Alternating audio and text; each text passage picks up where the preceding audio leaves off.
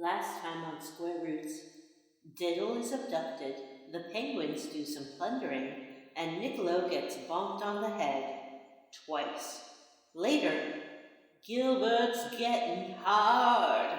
Hard for you, baby. So hard for you, baby. He's hard. Gilbert gets hard.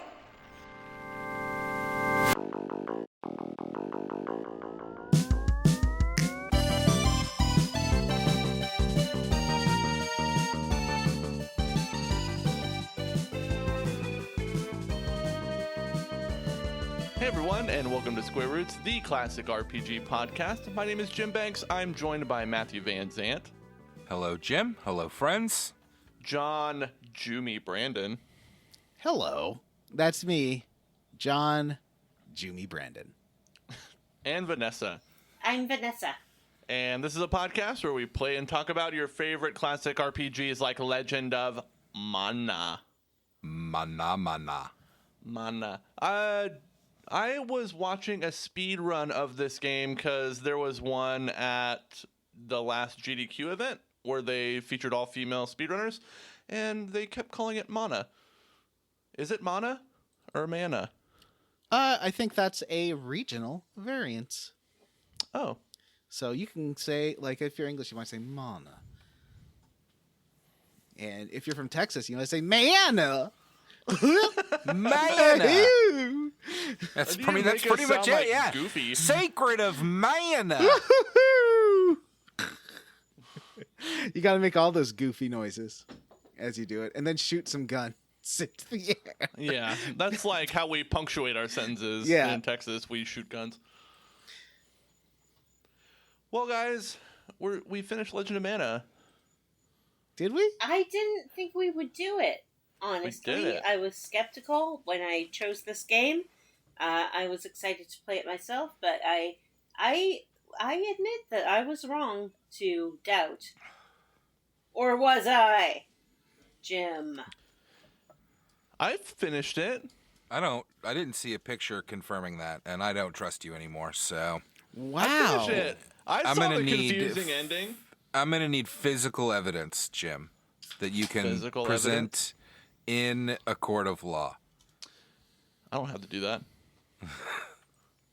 Jim, as your attorney, I suggest that you listen to me.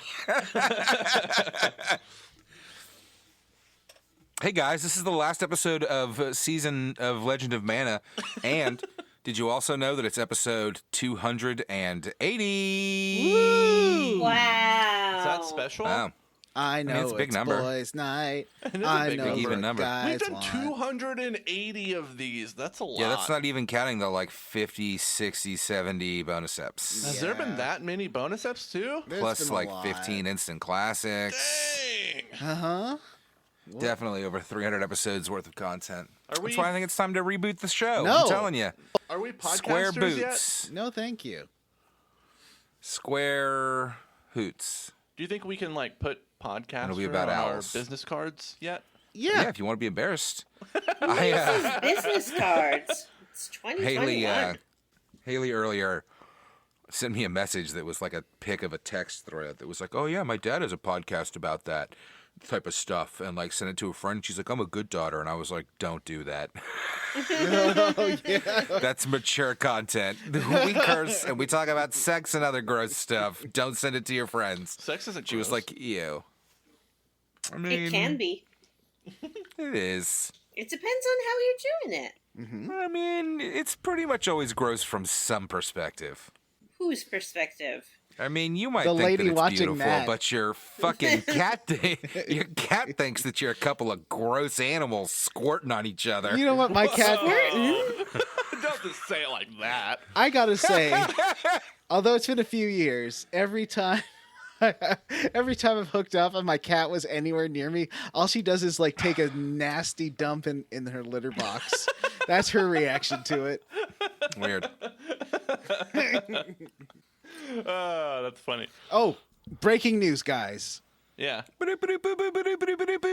Live from Twitter, Garfield on the verified Garfield account just said that Normal is awful. Okay, are you I said that we should reboot the show, and I did not mean that we should reboot it into My Square Root, and Me. Are we doing Garfield Watch now? What's going on? I mean, we gotta watch Garfield. What's he doing? Why is he Garfield? Nermal is a child, and I think you're far too critical of this child and jealous of a child. Isn't that weird? Why would you be jealous of a child? I think the internet's obsession with childhood entertainment is probably not that healthy. Anyway, back to our show about classic JRPGs. Didn't you just spend like 25 minutes leveling up about He-Man a couple weeks ago or something? He-Man is a classic.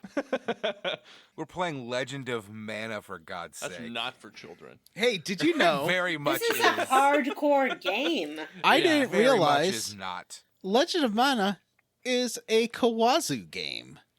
Isn't that crazy? What's that mean?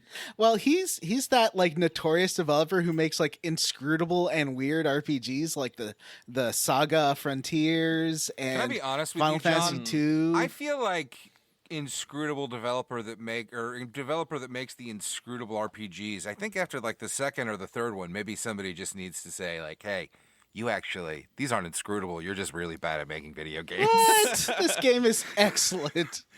I mean, it is, but listen, now separate out all of the garbage. Like, now that you're at the end of the game, you separated out all of the garbage from the beginning of the game, but I think that right there drops this down to like a 5 out of 10. This game is busted to fuck. I think this is one of the better games that we've played. Oh, I agree with you that once you get through like the busted area, the game's fantastic and I love it. Busted stuff's like 15 minutes. It's fine. Don't worry about it. Mm-hmm.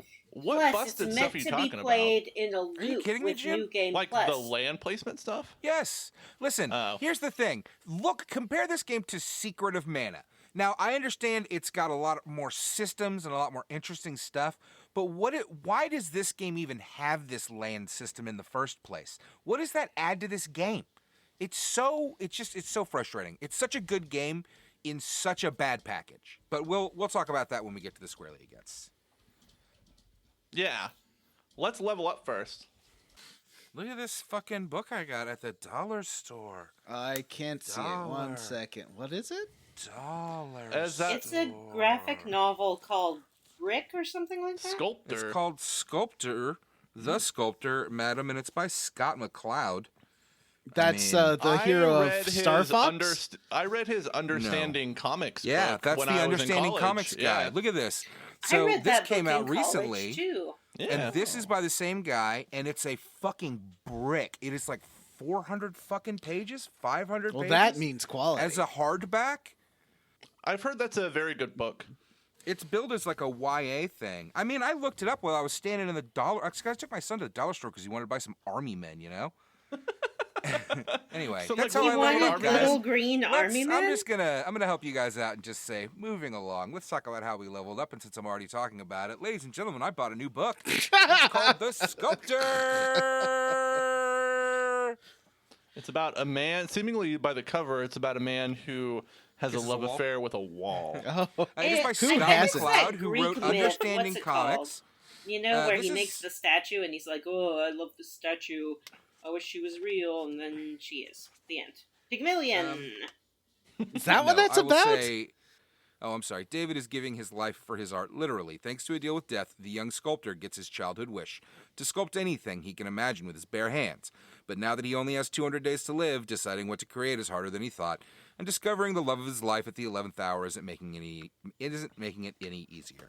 It's Vanessa. an absolutely gorgeous, absolutely ginormous hardback copy of a Scott McCloud graphic novel. I'm really excited about it, guys. And again, it was $1 at the dollar store.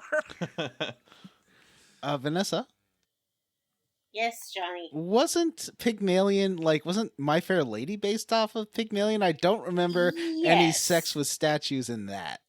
So, My Fair Lady, I think, is based off the play by George Bernard Shaw, which takes its name from the Greek myth about Pygmalion.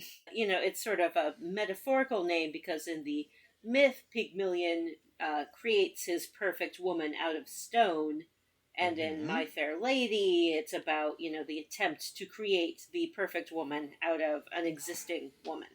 Okay. Pygmalion is also one of my favorite episodes of King of the Hill, where Michael Keaton guest stars as a sausage producer who becomes obsessed with Luann Platter. Oh. The way that Vanessa just described Pygmalion made it sound like maybe the most sexist thing I've ever heard in my entire life. I mean, In fact, kind of it is, Matt. So, Yeah. Welcome back to Matt's Level Up.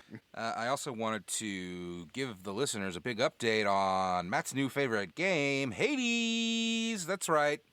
I won Hades. What? I beat Hades In a and week? won the day. You beat it? And now, no, I beat my father Hades, and I won, and I am Hades now. Okay, but I know a little bit about that game, and you can't just beat him once and have beaten the game. That's not I don't how think the you game beat him works.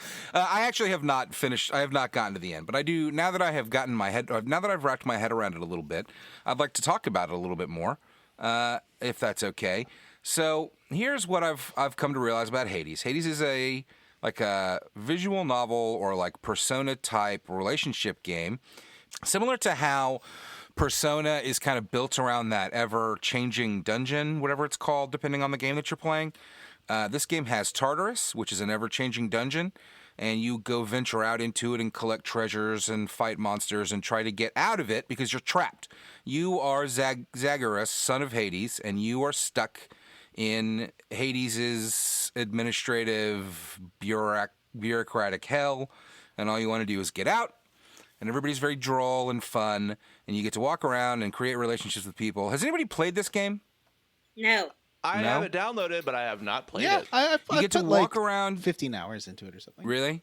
You get to walk around and create build relationships with people, and it's really fun. Like, for example, early on in the first kind of area of Tartarus, the boss is this Fury, and eventually she'll start coming into the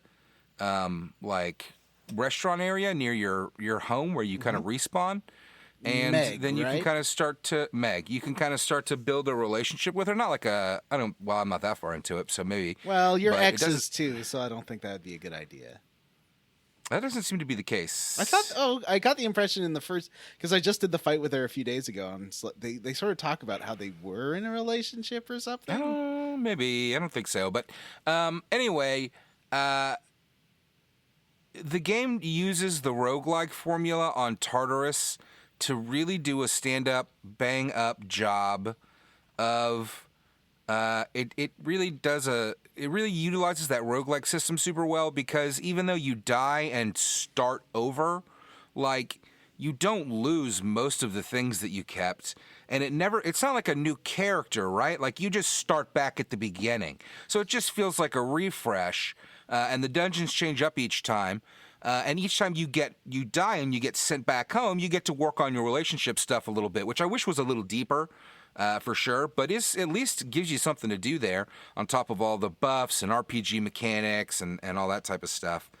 I think the game does a great job of having that like continuity. A lot of these games struggle with that, roguelikes, where it's like, like you're just an adventurer that walked in, you die and you can try it again. That's the original concept, but that gets pretty old. You need something, and this game does a great job carrying you from death to death and just kind of turns it into that one more time play loop. Anyway, it's super fun. I'm super into it. I've unlocked all the weapons. There's the sword and the shield and the bow and and now I'm just kind of going through on runs and trying to get deeper into Tartarus and past the end. I think I've gotten as far as the 4th realm. I'm not sure how many there are. So I guess we'll see. And I'm not sure what the end's going to be like, because Hades, your dad, is always there by your quarters at home, happy to chat with you. So it's not like he's the bad guy in the game. I don't think you're going to fight him. Why doesn't John level up? Sure. I have been playing 2 games as well.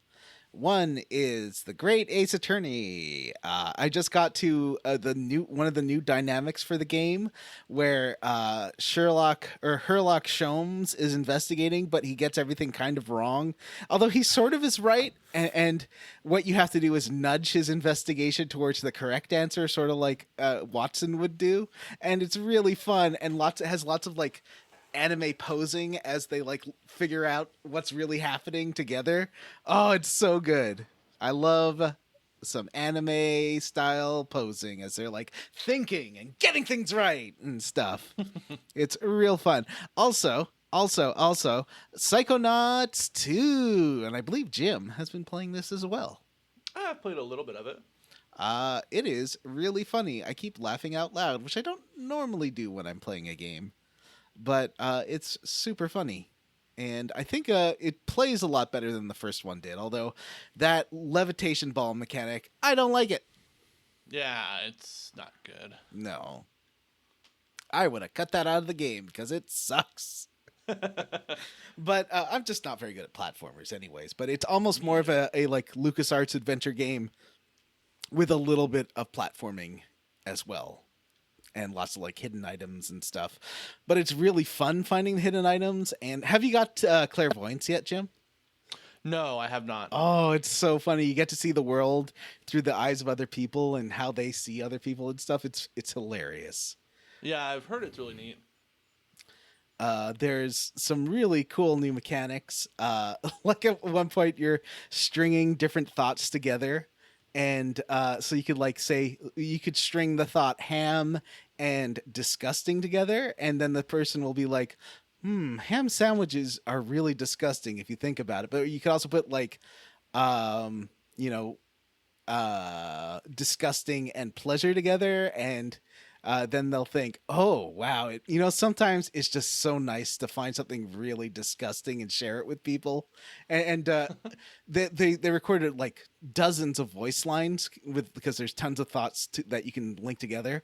But the game was like trying to get me to move on, was giving me hints over and over on how to finish the puzzle. It's like, I know how to finish the puzzle. I'm just enjoying all these voice lines. But the game's like, I should use this one and this one. I should use this one and this one, like over and over. It's like, okay, I get it. Like the game has a little bit too much of that helper thing. Like sometimes there's an item, a collectible you can't get to, and the game makes it seem like you can because it keeps telling you to go. Like it seems like there's what's that sound? Something's nearby. What's that sound? Something's nearby. Oh, yeah. And you can't actually. Like it makes you seem like you can get it, but especially in the first level, you can't get a lot of those items because you don't have the right powers yet, and the game hasn't really signposted that. But it's also the most beautiful game I've ever seen. Like it looks really good. Like it's got ray traced reflections on his glasses and like computer monitors and things, and all the textures and all the like the physical properties of things look really good. Like sacks look like sacks, and glass looks like glass, and metal looks like metal in a really cool way. It's the first game I've seen on a next gen system that I was like, wow, this looks really next gen. But I haven't like played the new Ratchet and Clank because I don't have a PS5. So if you're wondering why I don't think about that one. And Microsoft Flight Simulator looks fine. It looks good, but it's just a flight simulator. But this is like a game, and it looks incredible. So yeah, I'm really enjoying it so far. The rating is very sharp.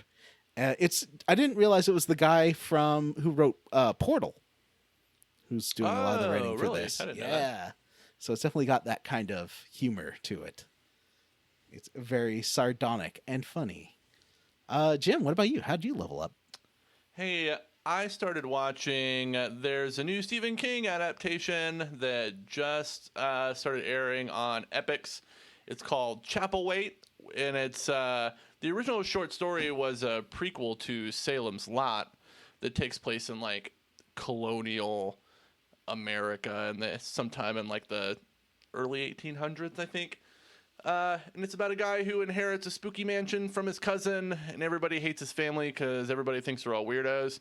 And so far, the series has alluded to lots of cool Lovecraftian stuff. There's something called The Worm that sounds really neat. I'm excited to watch it. It's a nice spooky show starring Adrian Brody, as the main character. It's really good, and I would suggest that if you guys are looking for something spooky to watch, you check it out. It's called Chapel Wait on Epics. Vanessa, how did you level up?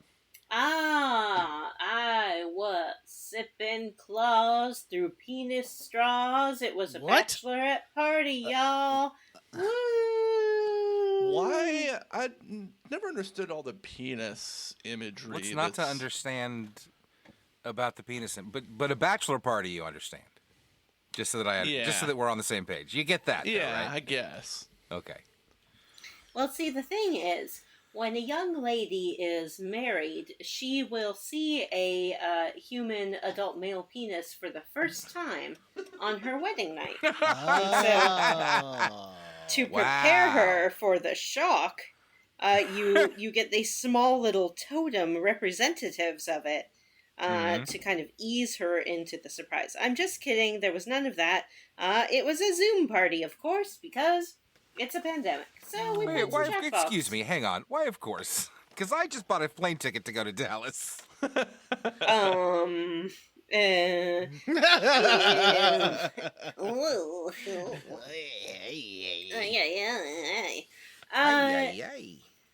Yeah, so played some Jackbox.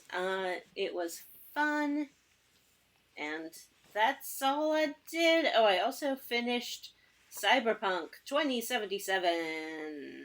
Wow, you finished it, huh? Yeah. Do you I have any finished final the thoughts on whole it now thing. that it's all done? Yes, Johnny Silverhand is my best friend. Are you like a big Keanu Reeves fan now? Yeah, I love that you really came around on Keanu Reeves through this game. Yeah. Yeah, it was, as frequent listeners will know, I have neither been pro nor anti Keanu Reeves in the past, but I just don't share the same love that Jim and Matt do. Every day they look at the Keanu Reeves poster up on the wall of the Square Roots house, and they give it just a little kiss on the cheek. Nothing like romantic, but just a little show of appreciation. And then they yell "John Wick rules," and they chest bump each other, like they jump into the air and bump each other in the chest, and then they give the Keanu poster a salute. I have never partaken in that, but Johnny Silverhand, he's my very best friend, and he lives in my head, and he only sometimes threatens to kill me a little bit. So it's a pretty healthy relationship as far as like video game characters I take a liking to. I'd certainly say that one of the things that I really enjoyed about Cyberpunk was the relationship with Johnny Silverhands. That's just a delight. It is. It develops. It sort of has an arc to it. It's interesting. That's how I leveled up. Shorty McBordy level up. I didn't do anything this week. I bought a book at the dollar store and talked about it for 10 minutes. Yeah, you did. Great job, Well, champ. I didn't go to the dollar store. I almost bought... They had 3 copies of it, and I almost bought all 3 and thought about sending it to you guys. If you want me to keep talking about it and then mail it to you and keep talking about it, we can do that. You have like a book club. It's $1. Yeah, Square Roots is like a book club, but for video games. Ooh, that's right. Earballs. I won a Charizard in a claw machine, and they sent it to me in the mail, and they accidentally sent 2 Charizards. What? So now That's illegal. I have 2 of them. I know, I'm very worried that the claw machine police will come after me and be like, "Excuse me, you won 1 Charizard, but From we China, sent by the you way. 2. Like, what is the worst what's the worst possibility? Maybe they email you or IM you on your account and say, please send us one of these Charizards back? I'm not at going to worst, send it right? back. Yeah, you're not going to send it back to China. No. Yeah, but they're good. They're big. They're like a 10-inch plushie. It's a fine Charizard. And they both have sort of different expressions on their face because they were made in an inconsistent manufacturing style. So it's kind of fun. And that's how I leveled up. Goodbye. Goodbye. See ya. Thanks for coming. I'm just kidding. I'm still here. Oh, okay. You going to stick around this time? Yeah, I'm going to stick around. All right. Johnny. John. Yeah, you guys what's ready up? to finish Legend of Mana? Yeah. Let's do it, man. I'm ready. What's the time for, guys? Cactus Diaries. That's not what it says in the notes. Yeah, it is. No, No, it it's says not. the Cactuar's Diary. The Cactuars Diaries.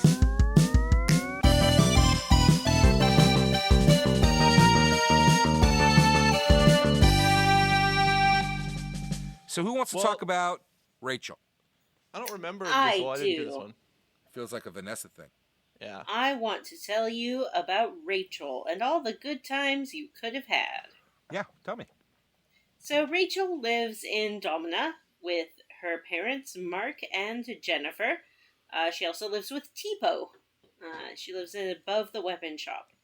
So you want to go to Domina, go hang out with Mark and Rachel, who are in Rachel's room.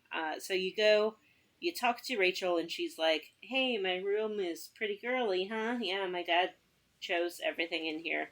And then you talk to her father, and he's like, "Oh ho ho, I love my little daughter princess.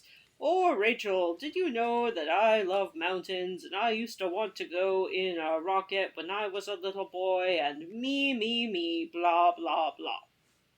So then you go to the marketplace, and you talk to Rachel's mother, and she's like, yeah, my husband's kind of obsessed with our daughter. It's super weird, like, he just wants to treat her like a little princess all the time. And then you go and you have to leave and go back into the world map a few times over and over until suddenly Rachel is missing. Where'd she go? Well, you go and you talk to Tipo, Mm-hmm. and Tipo, in her charming Cockney accent, says, "Oi, Rachel wants to kill Mark because she hates him." Yep. So that Tipo took a Yeah. bit of a step. quite a twist. Tipo claims that Rachel has gone to the Magic Academy to learn how to kill Mark because she hates him. Mm-hmm. No. I was reading a bit. You know how Mark like looks a bit like a beetle, but has antlers, but it looks like he has Yes. beetle wings. Someone was saying in I forget where that people in this world can sort of change the way they look through how they want to look and how they behave. So if you like behave a lot like a deer, you'll get antlers and things like that. Interesting. And these are Behave past like a deer. and these are passed on to your children. And that's why like kids like you'll notice their kid it has a bit more fairy look to it, like the mom does. Like the So mom has Tipo fairy wanted wings. to be a Whoa, teapot and started acting like ooh. a teapot. No, but Mm-mm. we'll get back to you about that, Jim. Yeah. We will get We back to learned you some about more that. about Tipo in this. Yes. That's interesting because I was talking to some of the penguins, and they said that we are penguins, but we might turn into humans. So maybe that's what they were referring to. Right. That they're living on this ship and they're acting like human pirates, so maybe they're going to turn into humans eventually. Now, Vanessa and I both found out tragically we didn't do this. If you crush 32 crabs during that Valerie and David quest, you can actually get Valerie and her unborn little egg there to grow up, the egg to hatch, and both of them to live in your house. You can have a bunch of people. My house is full of crabs for some reason.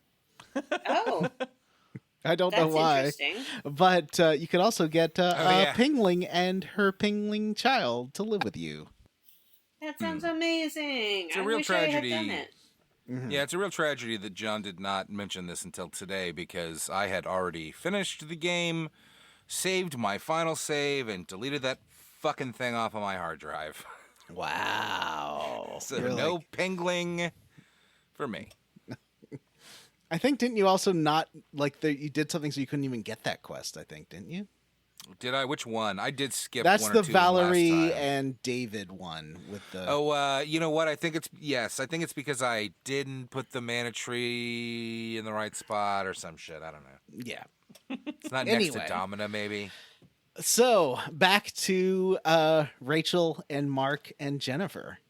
Yeah, so we decided to head to Geo to This is a prevent... fucking JRPG filled with animal monster people. Tell me again about the cast of Friends. We head to Geo to prevent Rachel sorry. from committing patricide. I'm so sorry, Vanessa. Vanessa, I'm so sorry. Guys, if the cast of Friends was in the Legend of Mana game, what would they be? Ross would clearly be like, I hate to say it, but he would be like a donkey, right? No, yeah, he would be like a donkey, like Eeyore. Someone Eeyore. on my Twitter said that the puzzlehead bartenders looked like Joey Trabamo. Yeah, we talked about that last episode, John. I know. I'm just saying. Okay. So that's the answer. We already drug you for that. Didn't watch Friends. I know. I'm sorry, John. You're right. I'm teasing you. I'm sorry. I don't really know anything about Franz. Ross You would don't be know- a Capella. Friends? Franz. I don't know anything about Friends. That's what it's called, right? Franz? Franz? Yeah. I still to this day don't understand the Franz obsession. And I watched that show and was like, this is not a good show. It was very clear that it was not a very good show, but everyone was watching it. In France, the show is called Mon Amis. Wouldn't it be Mes Amis? It's called a Royale with cheese. Oh, okay. Oh, and I forgot about it. Remember I couldn't remember how you would say Cage of Dreams, and I got it wrong. Of course, it would be La Cage aux Rêves.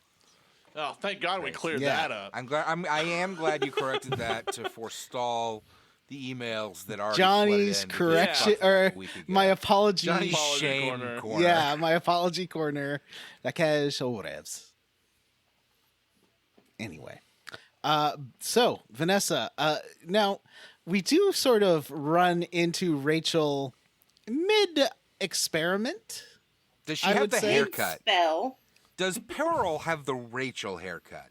Yes. I don't think anyone has the Rachel haircut in this game. However, I did drive past a billboard yesterday for a Canadian realtor lady who had the biggest hair I've seen in decades. Wow. It was just up there. It was kind of like a bit of a Rachel, but with an updo attached to it. It was enormous.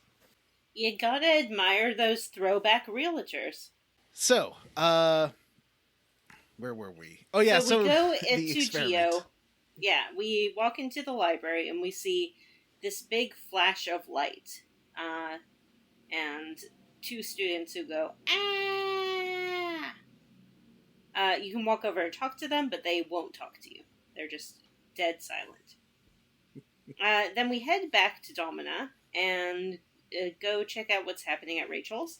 And Mark isn't dead, and Rachel is back, and everyone seems to be in a great mood about it.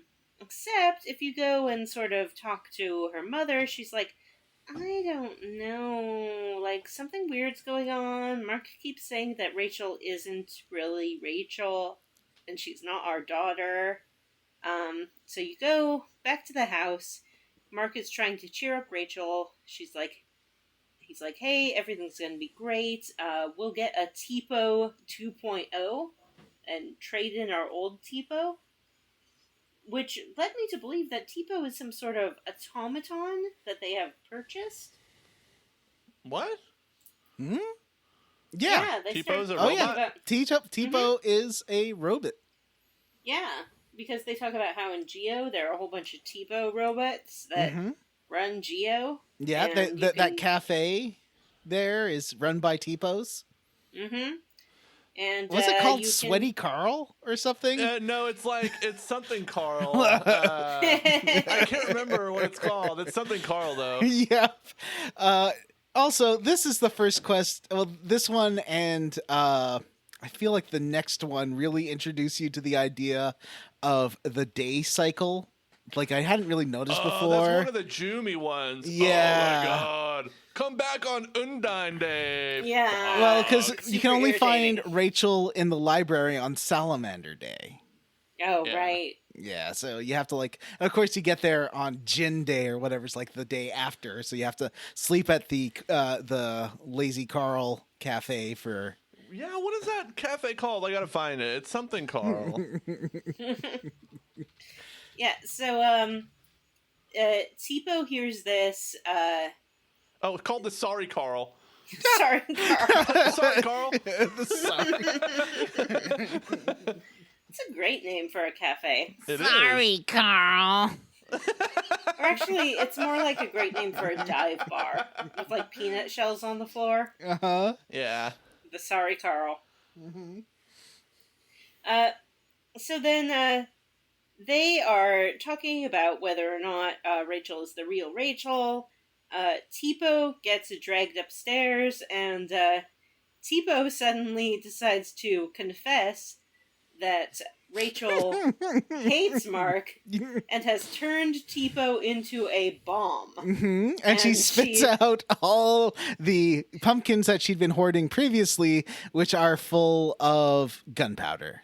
Yeah, and These everyone finds these this- pumpkins were mentioned before. Remember in that other Yeah, quest? yeah. Mm-hmm.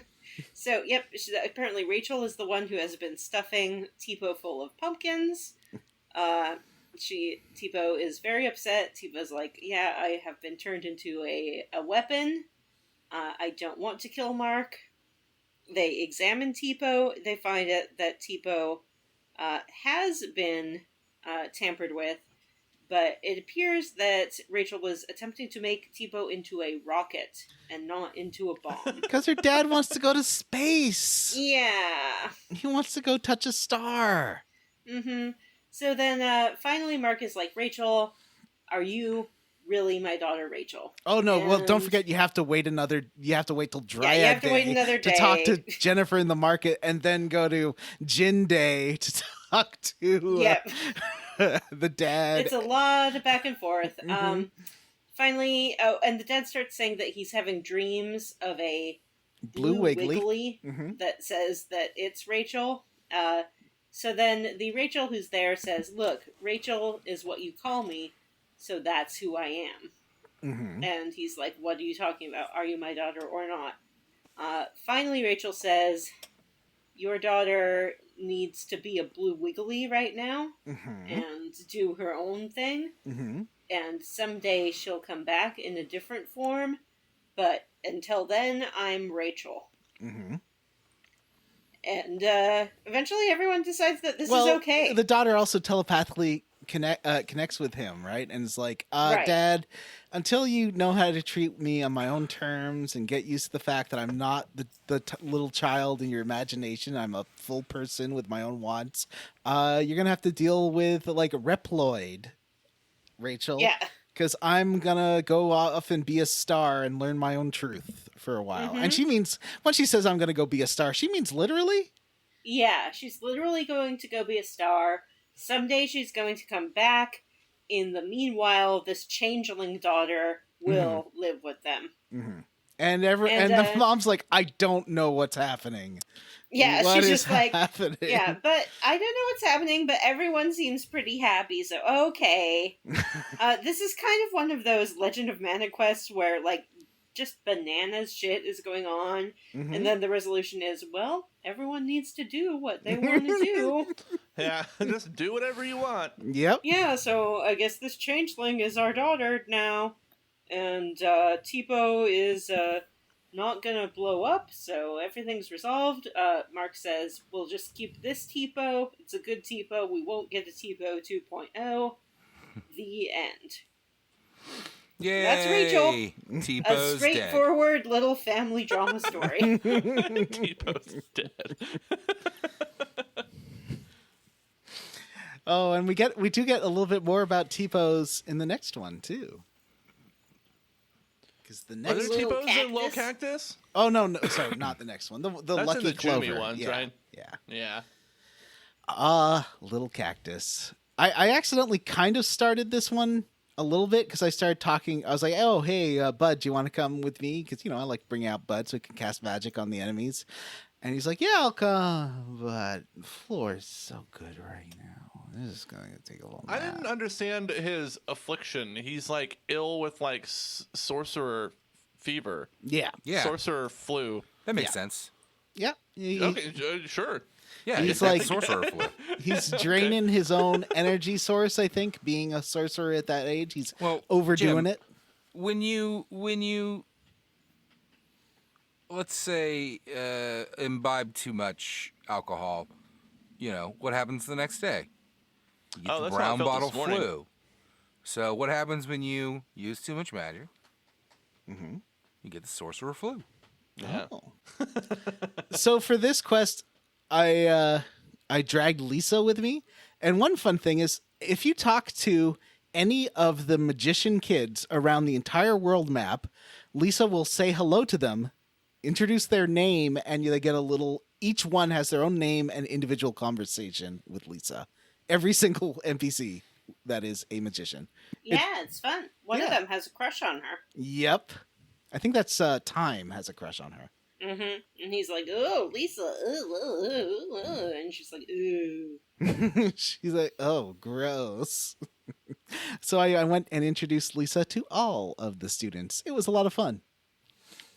And this quest involves you tracing the steps of Lil Cactus, because Lil Cactus leaves a note. It's like, hey, well, first you have to initiate this quest. You have to go to the fortune teller, and she will tell you that the cactus is going to save the magician boy's life.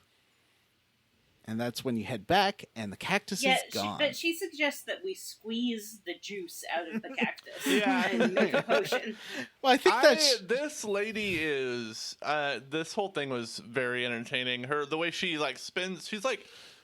Is she a piece of fruit? She has like a grape no. head. She's sitting in. Well, maybe Her head is like it's grapes. So she spins around in her fruit basket, and then the fruit, when she stops, the fruit continues to spin around her, and she grabs the fruit that's in front of her, and that's how she reads the fortune. Mm-hmm. And I saw It's her very funny. grab one for Niccolo later, and it was a different one. So they've animated It her was like grabbing a squash or something. Yeah, they each. I guess each fruit has a different fortune involved, and how she so she's right, but I think her interpretation of her reading is where she went a little bit off course. Yeah. Didn't she say cut open little cactus? Yeah, and to squeeze out his cactus juice. So you head home. Little Cactus is gone, and then it is a around the world quest to find Little Cactus, because first he has a note that he's going to see Gaius, and Gaius is like, "Oh, the cactus. I told him to talk to Selkie about this."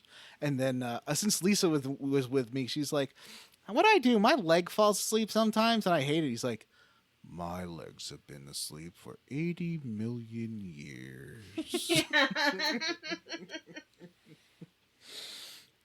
So you head over to Selkie, which is one of the pinglings hanging out with the boar god. And Selkie tells you to... Oh, I can't remember. There's a whole chain of people Is here. Selkie supposed to have like a kind of like a Valley Girl accent? I don't know. I think Because it's up when to your you- imagination. when you She talk seems to kind of Selkie- giggly. He goes, "I'm like Selkie." Well, then Now we that's can how hear you you. would choose to read it. That feels familiar to me. Right? Is that not something that's shown up in one of these games before? Jim, are you listening to music or something? Why are you nodding your head? I have a song and it's stuck in my head. Is it SOS? Because that was in my head last night. Is it Karma by No. Mod Sun? Because that's what's stuck in my head. It's Is it Panic Switch by Butter the by Silver Sun BTS? Pickups. Oh, that's a great Oh. song. Yeah. Do you have a BTS song in your head, Vanessa? No, I was just guessing what Jim might be listening to. Mm-hmm. I did see a really terrible hip hop cover group last night. Ooh, They tell were, us about they it. were bad. Tell us everything. Weren't they called Hip Hop Hooray? They Did I were. tell you- have I they told you were guys- Terrible. Did I tell you about the time that I saw a Def Leppard cover group, and my friend paid them a bunch of money to try and cover Wagon Wheel? Yeah. That was Yeah, back during I think I Wagon told Wheel's you that. heyday, you know? I love telling this story, but my friend and I went to a Van Halen cover band one time Hell yeah. just because of their name, and their name was inhaling. And the lead singer was like some 50-something dude that wore a wig and wanted to be David Lee Roth so bad. It was incredible. That's fun. Don't we all want to be David No. Lee Roth to No. a certain extent? Not really. Seems like a real piece No. of shit, to be honest with you. So, what happened next? Is that it for Rachel? Are we somehow still talking Yeah, about no, we're Rachel? talking No, Oh, we're talking about little cactus. Thank God. Can we get to the Jumi arc? Because that's where the good shit is. Listen up. Hey, Is hey. that good? Listen. Shh. Listen.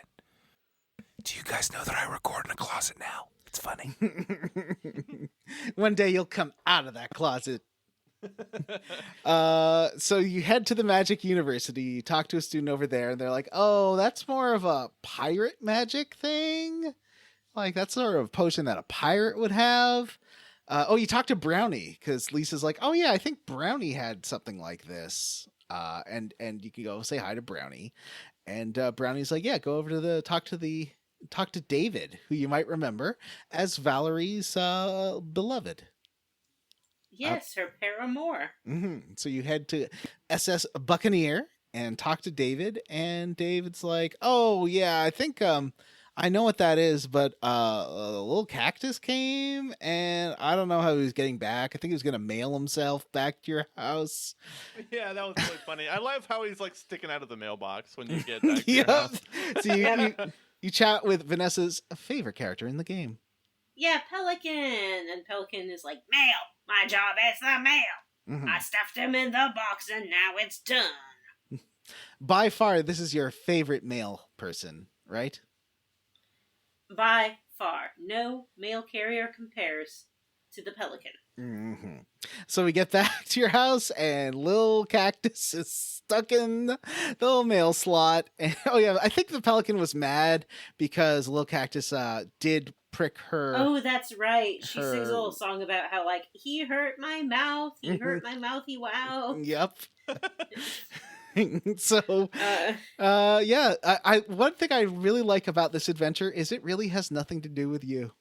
It's an adventure someone else went on, and you're trying to catch up Yeah. with them.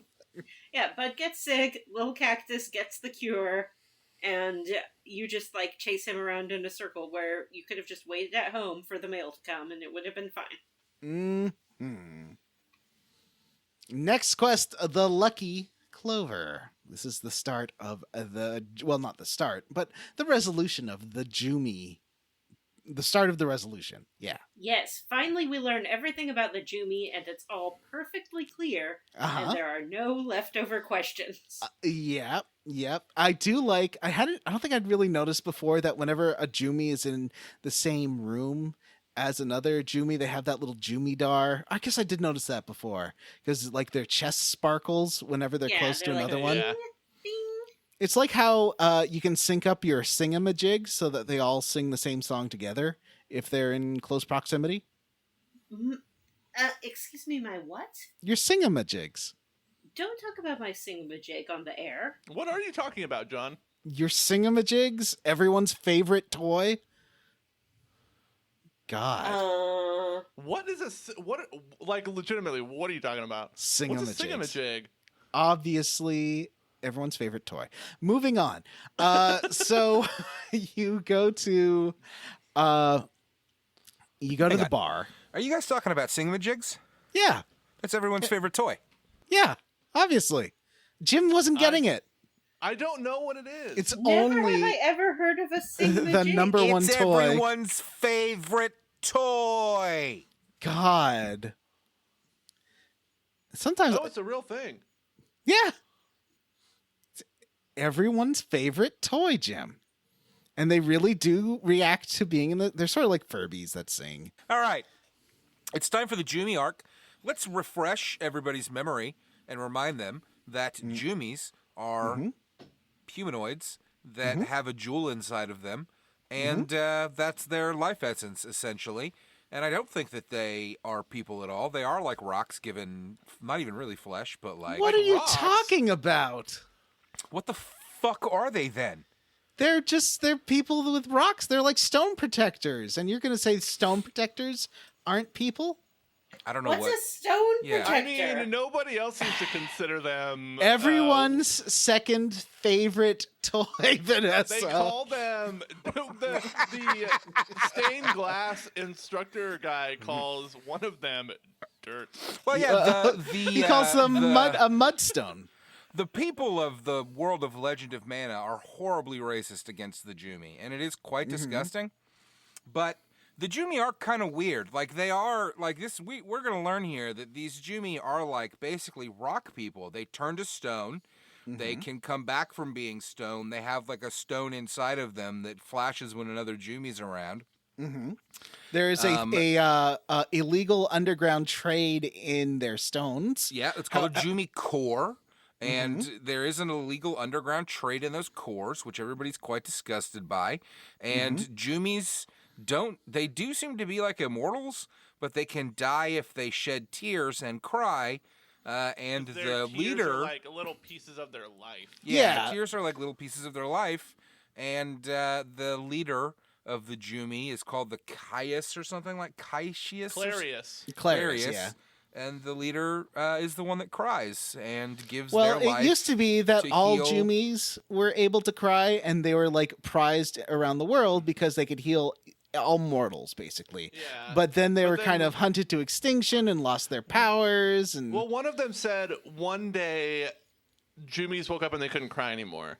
Well, it sounds like because they had these healing powers, they were, Yeah. like John said, basically almost hunted to extinction. Yeah, There's a well, and handful then left. Jumis seemingly pair off. There's a knight Jumi and a defender Jumi. Guardian. And the knight dedicates himself to defending Guardian. Guardian. Sorry, not You defender. know The why I say Guardian that? It was Jumi. very strange. It's a very strange choice of words to me because Yeah. the knight defends the The Guardian. Guardian. Who's It should be the guardian Guardian. the something. knight is the guardian defending Yeah. the. Yeah. But The anyway, that's guarded. fine. Yeah. But you know what? But it does make sense later on when they say that the knight is protecting the guardian. The guardian is the guardian of all species, all conscious kind. well, but there's lots of different guardians and knights. I thought like that. Each Jumi has a knight. maybe Each Jumi, I don't know. that's it not gets super clear. it gets a Well, little we're gonna complicated. get into it here, so Yeah. let's get into it because this is where we're gonna learn about it. So let's get through this because this is just so that the listeners understand that if you weren't playing along, the rest of this episode is gonna be the All Jumi Jumi. arc, and then the very last. It's pretty short actually, but then the Yeah. very last event is not technically part of the Jumi arc, but is called the Legend of Mana, and it is the final stage where you go beat Yeah. the game. There's not a lot to it, to be perfectly frank. Yeah. For some quick table setting for the Jumi arc, I was hoping you guys could explain it to me because I had forgotten what the whole thrust of this Yeah. is, and then when we jump back into it in this episode, I was confused about what exactly was going on. Now, All you got we've to seen remember that this before- involves the inspector and the jewel thief. Yes. Like, this is Yeah. actually played out. The inspector and the jewel thief have showed up in other arcs, haven't they? Yep. Yeah. So yeah. they've been playing out throughout the entire game. That's why this makes sense as the final arc. It's a complex game of cat and mouse. Of But the thief inspector is really versus bad at his detective. job. I mean, the Yes. first Doesn't do anything. the first 4 or 5 events here are almost entirely walking around and just talking, and Making maybe sure a it's boss the fight right at the day. end. Yeah, and then the very last one is like a dungeon, and but it's a dungeon you've been through. No. The very last one is a new dungeon that's pretty fun. Right? Yeah. The Jewel City, the Bejeweled City. But all Basically, the every rest of time these you are meet just Sandra, nonsense. you fight another jewel beast. Yeah. Well, isn't it always the same Jewel Beast? It's they're different colors every time. But Yeah. he's collecting more jewels, so he Well, changes with each that's jewel. not the beast. Because there's also the jewel master guy, but we'll talk Jewel about him. Master Yeah. is the Jewel Beast, isn't he? I like the I don't design know. of this Jewel Master guy. He's pretty cool. The The- Jewel Lord? The jewel master's actual form is a big whale, which is wonderful. And Oh, really? Yeah. Yeah, a big yeah. space yeah, that's whale. like the 1000th Yeah. Jewel Beast or whatever, Yeah, yeah, right? Or exactly. all something. right. We're I don't know. all It's over the really place. We should confusing. just go through it. yeah, so you're talking to El Azul. He's looking for other Jumi. Pearl wants to come with, but he's like, no, stay at the bar. And you're like, no, stay at my house. It's way better at my house. And she's like, okay. Then you go to the Academy of Magic. You find Esmeralda. You have to sort of go in a few different times to talk to her because she's looking for her sisters. And when you find out what she means, she actually means the cores of her sisters because her sisters have been killed already. You also get to, in this chunker, find out more about Nunazak, her teacher, who is the one who looks like Gautier from the video for someone I used to know. He's the He circle. looks like a stained glass window. Yeah, That's what I thought he was. But he also Well, it becomes, is, and like, a stained glass floppy. window is what Gautier is dressed up like in that video. Yeah. Right, but I don't want to give the impression that he is John's just talking like three-dimensional. Darmak. He's talking in exactly. metaphors. Darmok.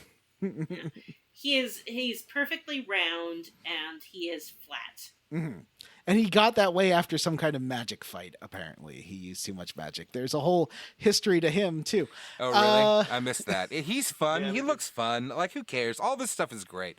The Yeah. Magic Academy is fun. I'm a big fan of this whole arc. So let's dive into it. John. Yeah, so you go me out, help me through... out. You're going through her, and she's like, okay, I need to help me find these 3 cores. First place you go is, of course, the jewelry shop, because you figure this might be a place where they have cores. And the guy, Alex, who's like a shy, nerdy Vanessa boyfriend, like a real BDG, there is like, we don't do that. I don't traffic in cores. I'm not that kind of salesperson. However, Mephiant, no problem with keeping a core there. Kirsty in the basement. Well, actually, it's Diana is there, and Diana's not just a statue. Diana, you find out, is like the leader of the Jumi people, and she's abdicated and just wants to die because she's just hanging out there. She's like, I'm just waiting for the jewel thief to come get me. Mm-hmm. Because she's like, I don't want to keep doing this anymore. And the last person that you find has a core. Oh, because she gives you one of those cores. And the last person is Tipo, who's like, oh, blimey, I would never have anything like that. And then you go back and Esmeralda tells the story of her sisters, and Tipo cries so much and offers the core that she's been hiding. I like Tipo's inner monologue when you ask her for it and she lies about it because you're like, can we tell you the story? And she's like, yes, and then in parentheses, it's like, they can tell me a story and then I'll just kick them out right after. Cut to so many tears just sloshing everywhere. And you grab all... Wait, hold on. I also like how Tipo is like, you can take my tears, but they're just tea water. Right. Which I thought was funny. Yes. Because they need tears to bring them back to life, but there's only one person left who can cry to bring Floria or whatever her name is. So you go back to Kirsty's place, you talk to Diana, and she's not there, or she gets I don't know. You get teleported to fight a jewel beast. Is that Cassandra comes? I get confused. There's a lot of Sandra coming and grabbing people's... Oh, yeah, Cassandra comes and kills Esmeralda in front of El Azul, and he gets real mad. That's a truck outside. So Esmeralda, unfortunately, does get killed by Sandra. I don't like Cassandra. Sandra's the jewel thief, right? Yeah, and she goes away. Next up is... Cosmo. In this one, we head to her house. Alazul is outside. He's like, hey, have you seen Pearl? And you tell him no. And he's like, oh, let's go get Pearl. So we go to the world map. We see this letter float through the air and land next to the caverns. And that tells us where to go. So we go to the Mekiv Caverns. We talk to this, horny duck. And the duck is like, hey, yeah, I saw a girl and she had these amazing gams. Quack, quack. Yeah, it really likes the legs. Yeah, the duck is into it. This is the duck that's in your party, right, Vanessa? Yeah, it looks identical. Well, it's not it is the not the duck. same. Yeah. They are the same it's species. the same model. God, Yeah. Jim. Next so one. we go to the caverns. As we're making our way there, we run into this guy. And he's like, I'm not anybody. I'm just a dude. He has, like, sort of a hunchback, I guess. Like, his head is kind of in the middle of his sprite. And he has these big hunched shoulders and wears a beautiful trimmed fur coat and has long, spindly fingers. He looks kind of like that guy who was Seymour Guado's butler to me. He reminds me a lot of the merchant from Resident Evil 4. The "What are you buying? What are you selling?" guy. Jim knows what I'm talking about. Yeah, I sure do. Sure. He does. You know the merchant from Resident Evil 4. That's what the Yeah. yeah. Riff Raff from Rocky Horror. Anyway, so you go to where he's pointed you to, and Sandra is there with Pearl, and they're like, "It's too late." At this point, had you got that weird? I think you do have that weird flashback to the jewel shop before Alex moved in, and it was all wrecked, and then you find like Lady Black Pearl, or is that No, that's later. okay? Oh, that is later, yeah. All right, so you find you find Pearl there and Sandra's like, "I'm gonna take it because if I get 1,000 of these cores, and I'm at like 997, if I get the total cores, I can bring Florentina back to life." That's what this Jewel Master says. We are told that Florentina is the healer of the Jumi. She is the only one who can still cry. I know now why you cry, but it is something I can never do. Get it? It's like Terminator. I didn't understand the reference, but I knew it was Arnold. Terminator 2, because he can't cry, because he's a robot.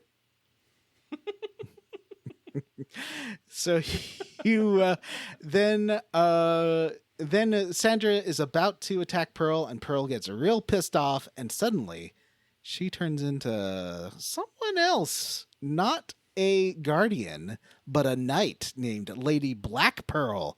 And instead of being this defensive healing lady in white mage outfit, she is like a dark knight who can attack and smash. And she's like, "Oh, yeah." She's like turned into that evil lady from that Shakespeare sister video. And she's all like, "Yeah, you just try it, lady." And And then that's when Jack Sparrow comes and he's like, "The Black Pearl! It's mine! Hey, it's the pill! The Black Pearl! yeah, it's like Where's Black the Pearl. rum?" I thought I was looking for treasure, but it turns out it's a lady, which is also a treasure. Ew. Yeah. I don't like that. that's my pirate impression. I know. I It didn't was like great. It was good, but it was too good. Oh, okay. So you help Weird. El Azul fight Lady Black Pearl. There's a big battle. You do not defeat Lady Black Pearl, and Sandra does not get her jewel. But we also find out at this point that the Jewel Master is that shady-looking Resident Evil 4 merchant guy. Yeah, He's the a dude who was like- monster. He looks like He's a a monster. monster. Literally. Mhm. Literally. Let me put a picture of him in the chat. Oh. There is one in the chat already. Oh. Is there? Oh, wow. I don't see one Oh, in the he chat. looks like a sad little buddy. He's like, "Oh, hey guys, I just got." It's me.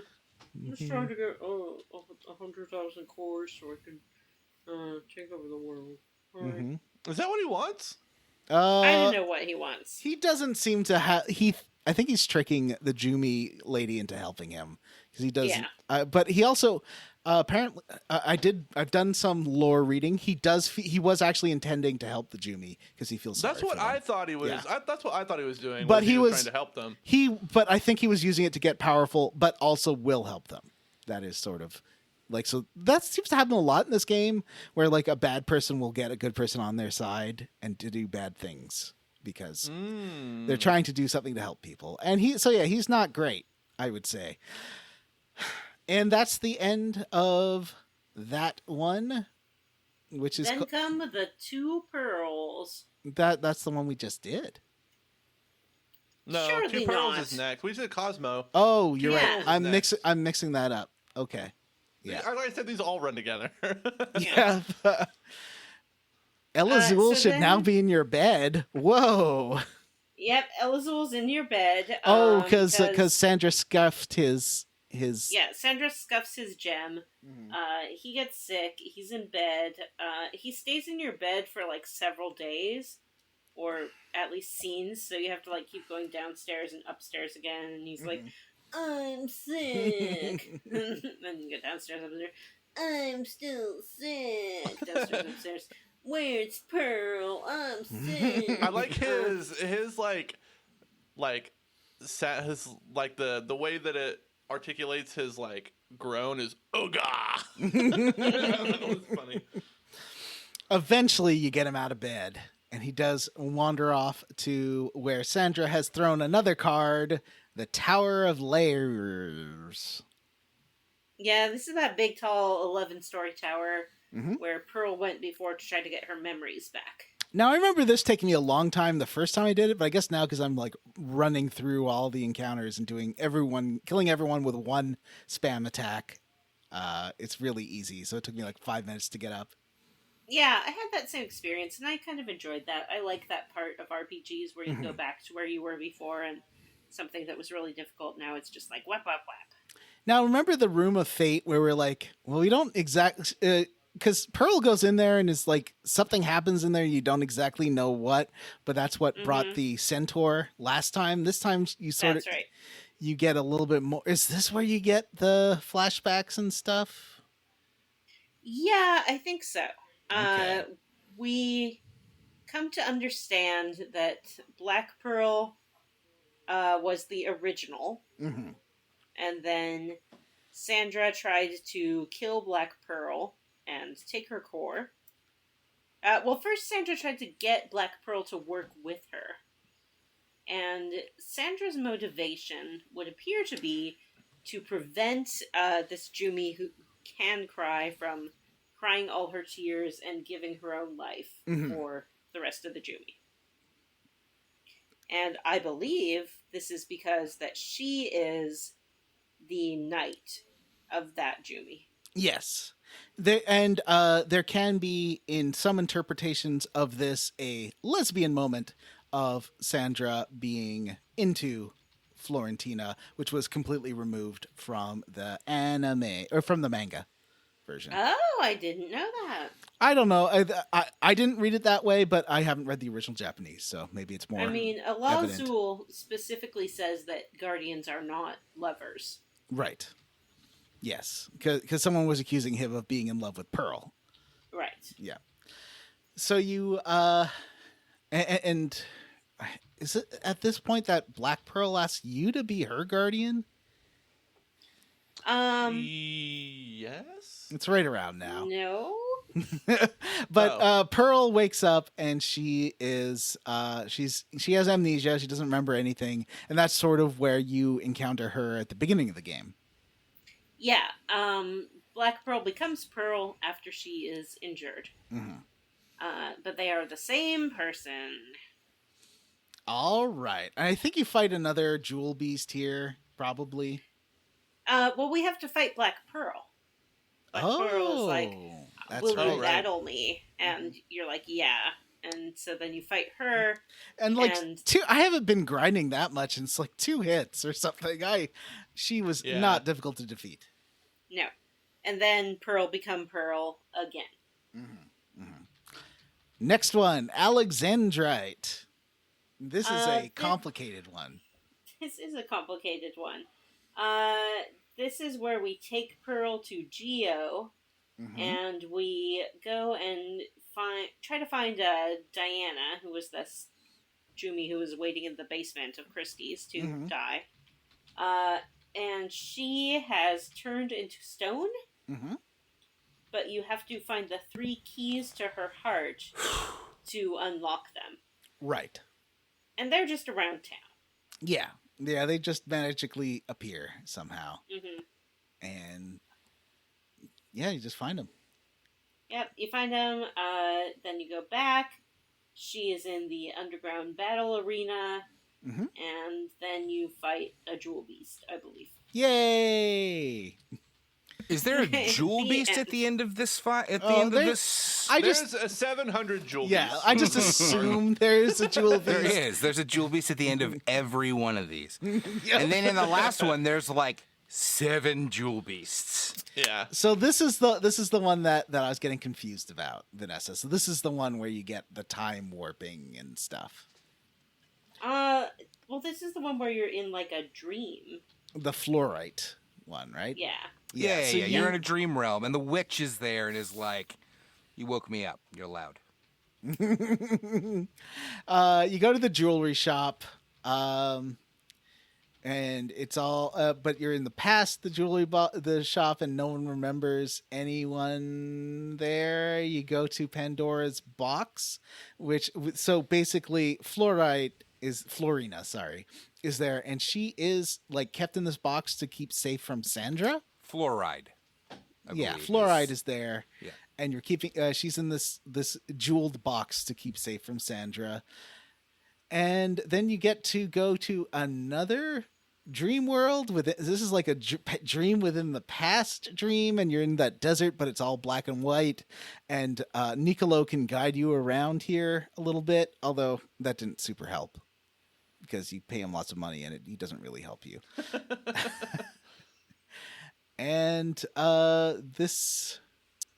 Did you see the part where there's a screen where that dancer is there and there's like 10 basket fish? Mm-hmm. And she's like, "Leave me alone, get away from me." And you talk to each of the basket fish and they're all like, "I know we're meant to be together. The bond that we share can't be torn apart. I'm always going to be with you." And it's very creepy. Mm-hmm. Yeah, Why are there it's so a many lot. basket fishes? Whose dream is this? Yeah. Well, it seems to be a reflection of it claims to be a reflection of Florina's dreams, right? But it seems to be a collection of your dreams. Yeah, it does seem like related to things that have happened to you. It's weird. So I assume there's a jewel beast fight at the end. There probably is. One shot. So fucking satisfying. The teardrop Such crystal. a joke. What spear move are you using? Well, I have a few. I have rewind is a good one, and something circular spear. I use another one. Furious Copter a lot. I and- have used that one. That was on. And That's a good one. There's like the strong spear one. I think Furious Copter does just as much damage, even though it says minor damage in the thing. Does just as much damage as the other one, which like totally destroys enemies. All the moves that I do say they do medium damage. Yeah. So the but they, move like, that I used to obliterate. one-shot the final boss of this game said it did medium damage, and I didn't even have. I had a spear that did 130 damage. That's not the max. Well, Yeah. I I have was level one 55. strong. That's not the max. I think my sword does 60 or 70 damage, and I could because I used like some alloy I got as a quest reward at one point, and it was really good. And I have a heavy alloy or something is awesome. yeah, Altina and I or have this heavy attack that sometimes it doesn't even use all your energy, so it's great because you can use it over and over again. Oh, And I that's think cool. it was Yeah, 3 you hits. can. There's this interesting thing in tempering where you can change what they call the plunge attacks, which are the 3 attacks that every weapon comes equipped with, which is basically it's combo. Combo, And yeah. you can temper in different attacks into that combo. Oh, that's really interesting. And Yeah. apparently, the longer your combo is, the different kind of healing item you can get from the enemy when you kill it. And yeah, there's a whole Kawazu depth to that nonsense. That sounds if you really want to get interesting, in but there. at no point is it necessary to use like No, healing it- items. No. It really isn't. But you can I get. haven't even candy really bars needed to and temper stuff. my weapons I mean, all that much. Just a couple times. no, you really don't. Like you can get plenty high Yeah. quality weapons, but I I still have my golem that every once in a while just poops out a piece of candy. And at this point in the game, I was like, I don't even need it. Like, I just let it sit there until it goes away. I still just do the crouches. Like if I'm running low on health, I'll go to move to the corner and do crouch and works for recover me. all of my health, and then just go back and That fight. never worked for me. I don't know why. Really, it always worked for me. The teardrop crystal. Oh, by the way, Teardrop Crystal, by the way, is the name of the Legend of Mana anime that they're bringing to Netflix. Oh. Yeah. So I'm thinking it's an adaptation of the Jumi arc. That would which make is sense. interesting. Yeah, I think that'll be cool. I bet that they'll do the Jumi arc and work in bits of the other arcs. Mm-hmm. Yeah, like have like Niccolo and Tipo and all those like background characters. Well, the Crimson Dragon arc probably gets left out, right? Because that's not really relevant to any of this. But like Tipo, I bet, and like. Anyway, So you go to Domina. Oh, hang on. I was gonna say I do. The problem that I have here is that with these Jumi missions, is at this point I'm so overpowered that I just turn the encounters off. I do that too when I want to like zoom through the dungeons. Yeah, I was just kind of walking through what probably was like a few hours worth of content in like a few minutes. This whole chunk, even I never turned off encounters. It did not take me very long. But I'm one hit killing all the monsters. Yeah. So, you go to Domina. You go to the church. Our favorite great mouse detective is there, and he's like, "Oh, is El Azul dead?" And you're like, "No, that can't be." And he's like, "Well, you need to go find what happened to all these Jumi cores." You go to Geo, and Oh yeah, that's not really what happened to me. I went and talked to him, and then I got teleported to Geo. Did you all get teleported? Oh, that's right. To Geo? Yeah, he does. He does Does he? teleport you there. Okay. Yeah. I sorry, my It's not. The guide, John, the guide says you go to Geo, but I was like, no, I just got teleported here. Okay. Well, teleporting is a kind of go. Mm-hmm.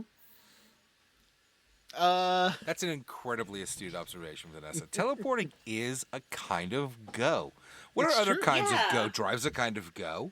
Yeah. Drive a kind of go, walk a Walk kind a kind of of go, run. Run. Everything in between. Portals. Yeah. Portals Portals are different kinda than go. teleport. Yeah. That's teleport, Shuffle, though. skateboard. Skateboard. Imagine. Ooh, imagine is a kind of go. It is a kind of go. A go is a very versatile word. Welcome to Square Language, where we examine the roots of the most common words. Today, Square we're going to talk roots about of words. the word a. John, define the word a. A is an can article. I can use it in a sentence like we No, thank go you. to I would a like you to define jewel it. shop and Pearl and Elazul come in. Good one. Very And good you one. go back to Fluoride's Pandora's box. All right. And at this point, you can either ask Pearl to join you or Elazul to join you. They still haven't given real motivation for Elazul slaughtering all those fairies. So I don't know. No, that's it true. didn't even seem to have much to do with the arc. That wasn't Elazul. What was that? That was, what's his name? Was that Iskad? That was a scat. Okay. That's right. We had that Oh. whole arc too. Will the Iskad and the old lady that dies arc show up in the anime? I can't wait to see this anime. What was her name? Not because I'm actually like interested in watch. I don't really think it'll be a good anime. I mean, like it could be, but it won't be. But like I'm very could interested be. in seeing what they're gonna do. It won't be. Oh, it won't be. Why won't it Nothing be? is, Jim. It could be. Welcome Matt to real life. says so. I think it might Okay. be. I I What hope else it do you is. think it's I gonna hope be it for? is. What else I do you think got is gonna be good? The real Matrix 4? Grow up. teary-eyed at the end of I'm excited for Odd the new Taxi. Matrix movie. It was that last episode of Odd Taxi is very emotional to people who had a rough time as Where- a child. Where are with you bullying. watching that on, John? Crunchyroll. Oh, I saw Funimation just bought Crunchyroll. Yeah, and Sony Yeah. just bought Funimation. So, Oh, cool. so now you can either choose Pearl or Elazul to accompany you, and you go. Did anybody choose? What do you keep calling him? Alazul. Alazul. It's Elazul. Elazul. Elazul. Fucking. Alazzle. I mean, El Azul will actually hit enemies. Pearl just stands there. But also... So did you take Alazzle? No, I took Pearl. Did anybody take Alazzle? No. No. I don't think so. Why would you? Because we all know what's going to happen. Alazzle is specifically told to stay out Have of we it. talked? All right. I walked away for a minute because I had to put my children to bed. I walked away for a minute. Did we discuss Black Pearl? Yes. A little bit. Did we Yes. discuss Black Pearl's design? Can we take a Not minute? really. No. Can we take a minute to talk about Design Corner, because I posted a lot of images, and we've got Black Pearl, we've got Verona, whatever her name is, we've got the Jewel Thief lady, you know, we've got the statue lady, which I don't understand. We've got the creepy Jewel Man. Have we met him yet? Yeah, the Lord of Jewels. All right, it's time for some word picture corner, ladies and gentlemen. Black Pearl. Pearl turns into Black Pearl, and she does, if you all will check the chat, you'll see images. She does have a big fucking hammer, and all of her pearls do turn black. And I think hammer her looks pants and shoes and arm and sleeves turn black, even though her dress is still white, and she does still have a bunch of pearls like floating around her body. But she does carry a big hammer. And she does like do the V for Victory thing, I guess. I don't know what that's about.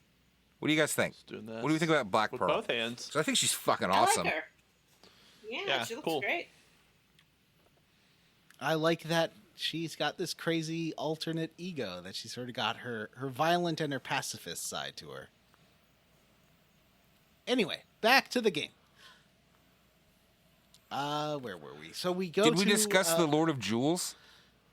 Yes. Yes. We talked about how he looked. Oh, okay. Yes. He's a monster. He's like a weird At monster man. length.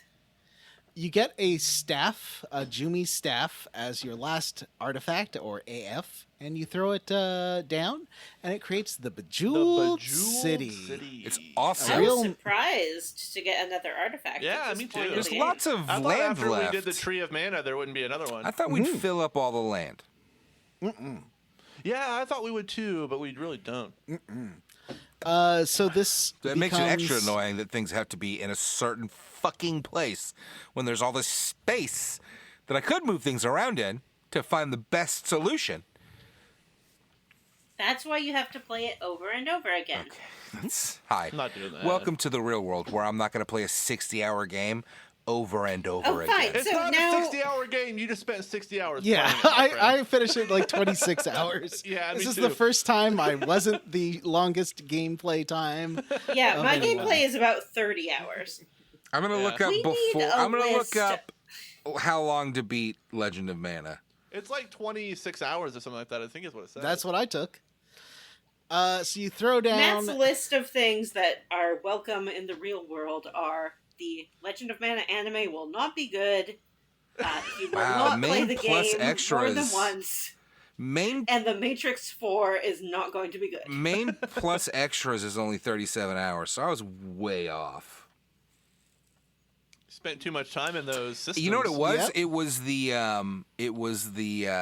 was the Saturday mornings hunting for coins, because Last Saturday morning, legitimately- I woke up yeah. and you were already messaging about it, and you did that till like 4 p.m. yeah or something yeah like that. I was so into the like coin hunting that I spent hours on it. So now, instead of playing a Bejeweled Match 3 game, you're playing a Bejeweled Get Through the Door game. So you got to pick up all these jewels. Okay, hang on. So in each of this Bejeweled City is like a towery. It's not a tower because you go from the outside, not inside. So it's like a mountain, I guess. But it's all made of jewels, so it's very pretty. And there are doorways that have a picture of a jewel on top.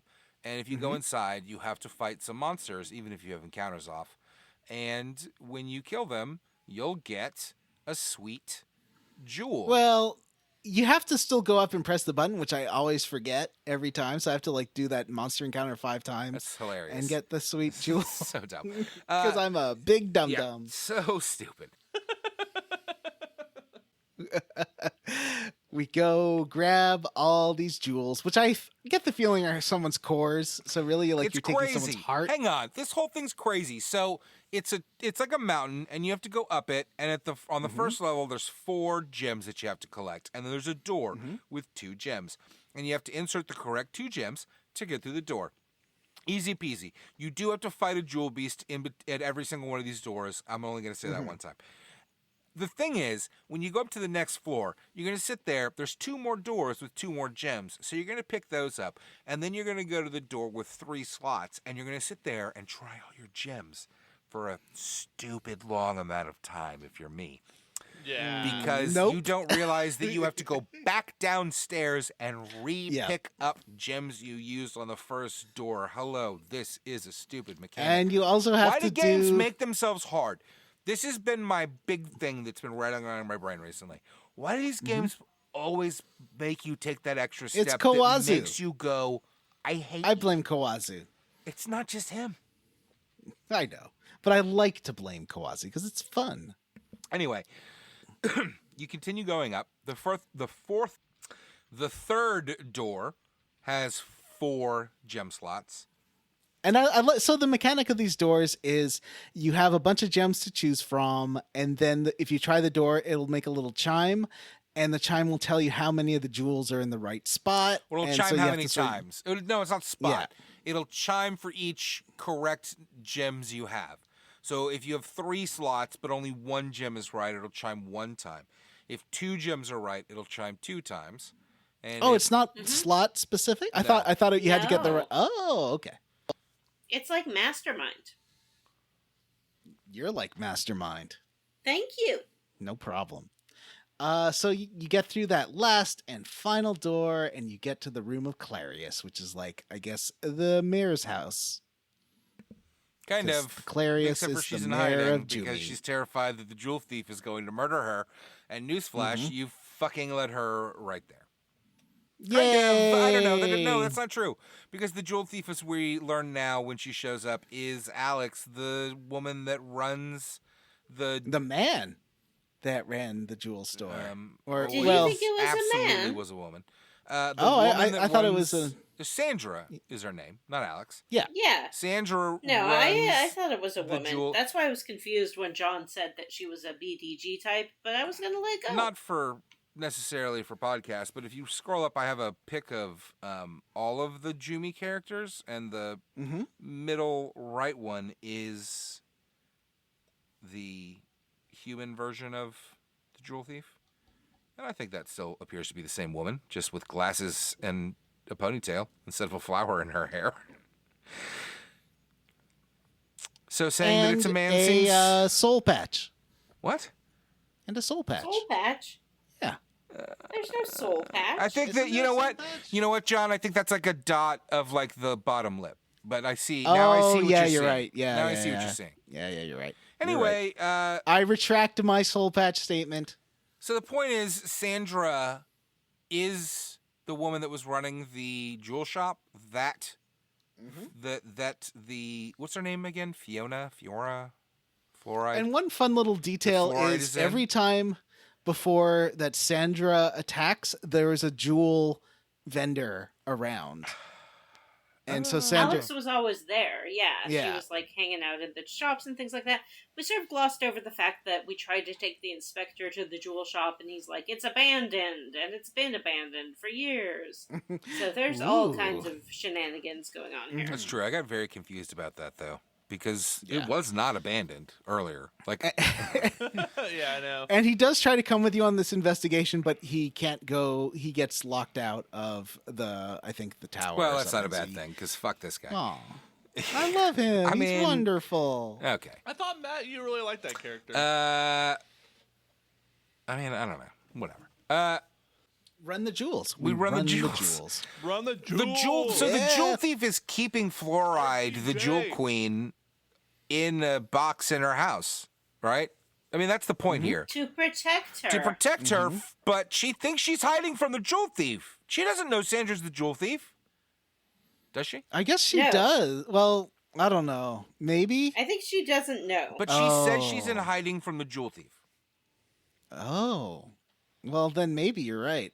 Because, yeah, the person that's hiding her is the jewel thief. Yeah, and the reason Gasp. she has been doing all these shenanigans and stealing all these jewels is to try to get these Jumi to cry. That's why she was like, your girlfriend's gonna turn to stone, not true. and you suck, and she Oh. insults everyone. It's incorrect. It is true. No, it's It not. is true. No, It is. she was working for the Jewel Lord the whole time.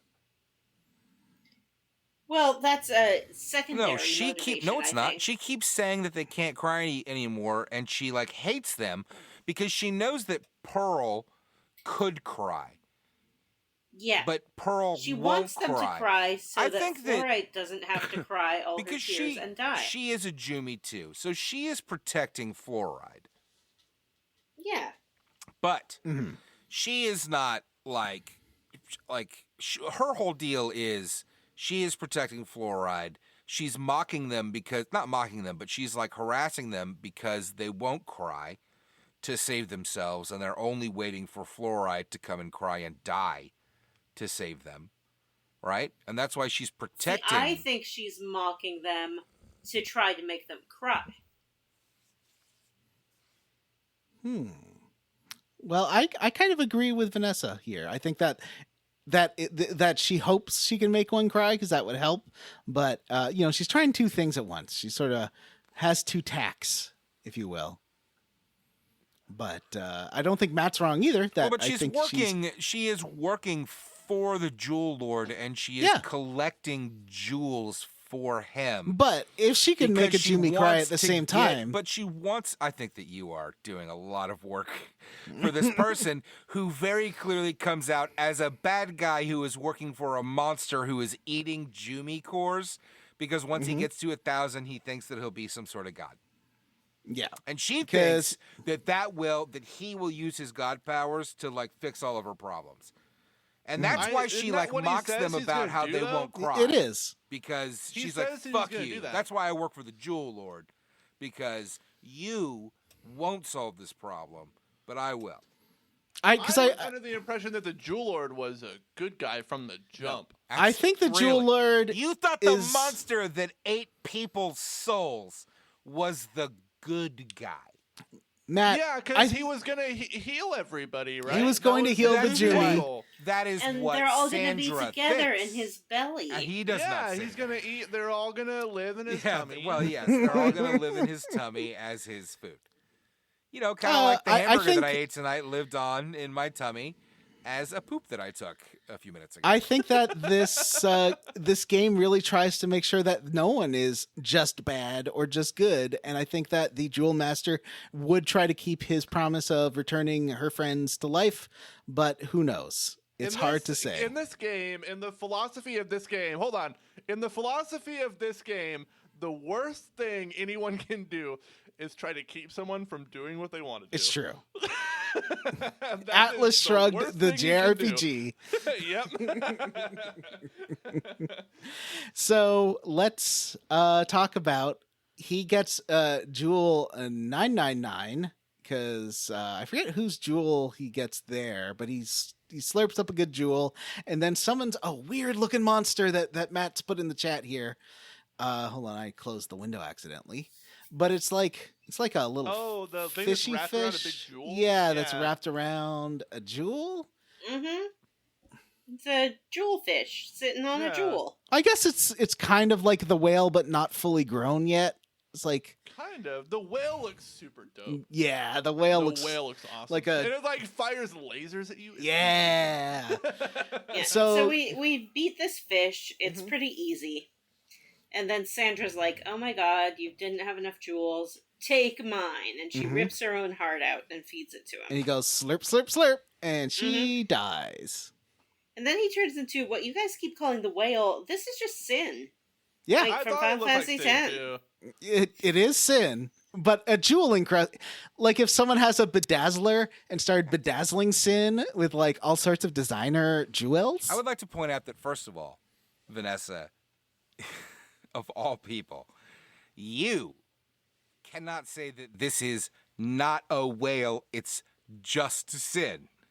Because you argued in court that Sin is a whale.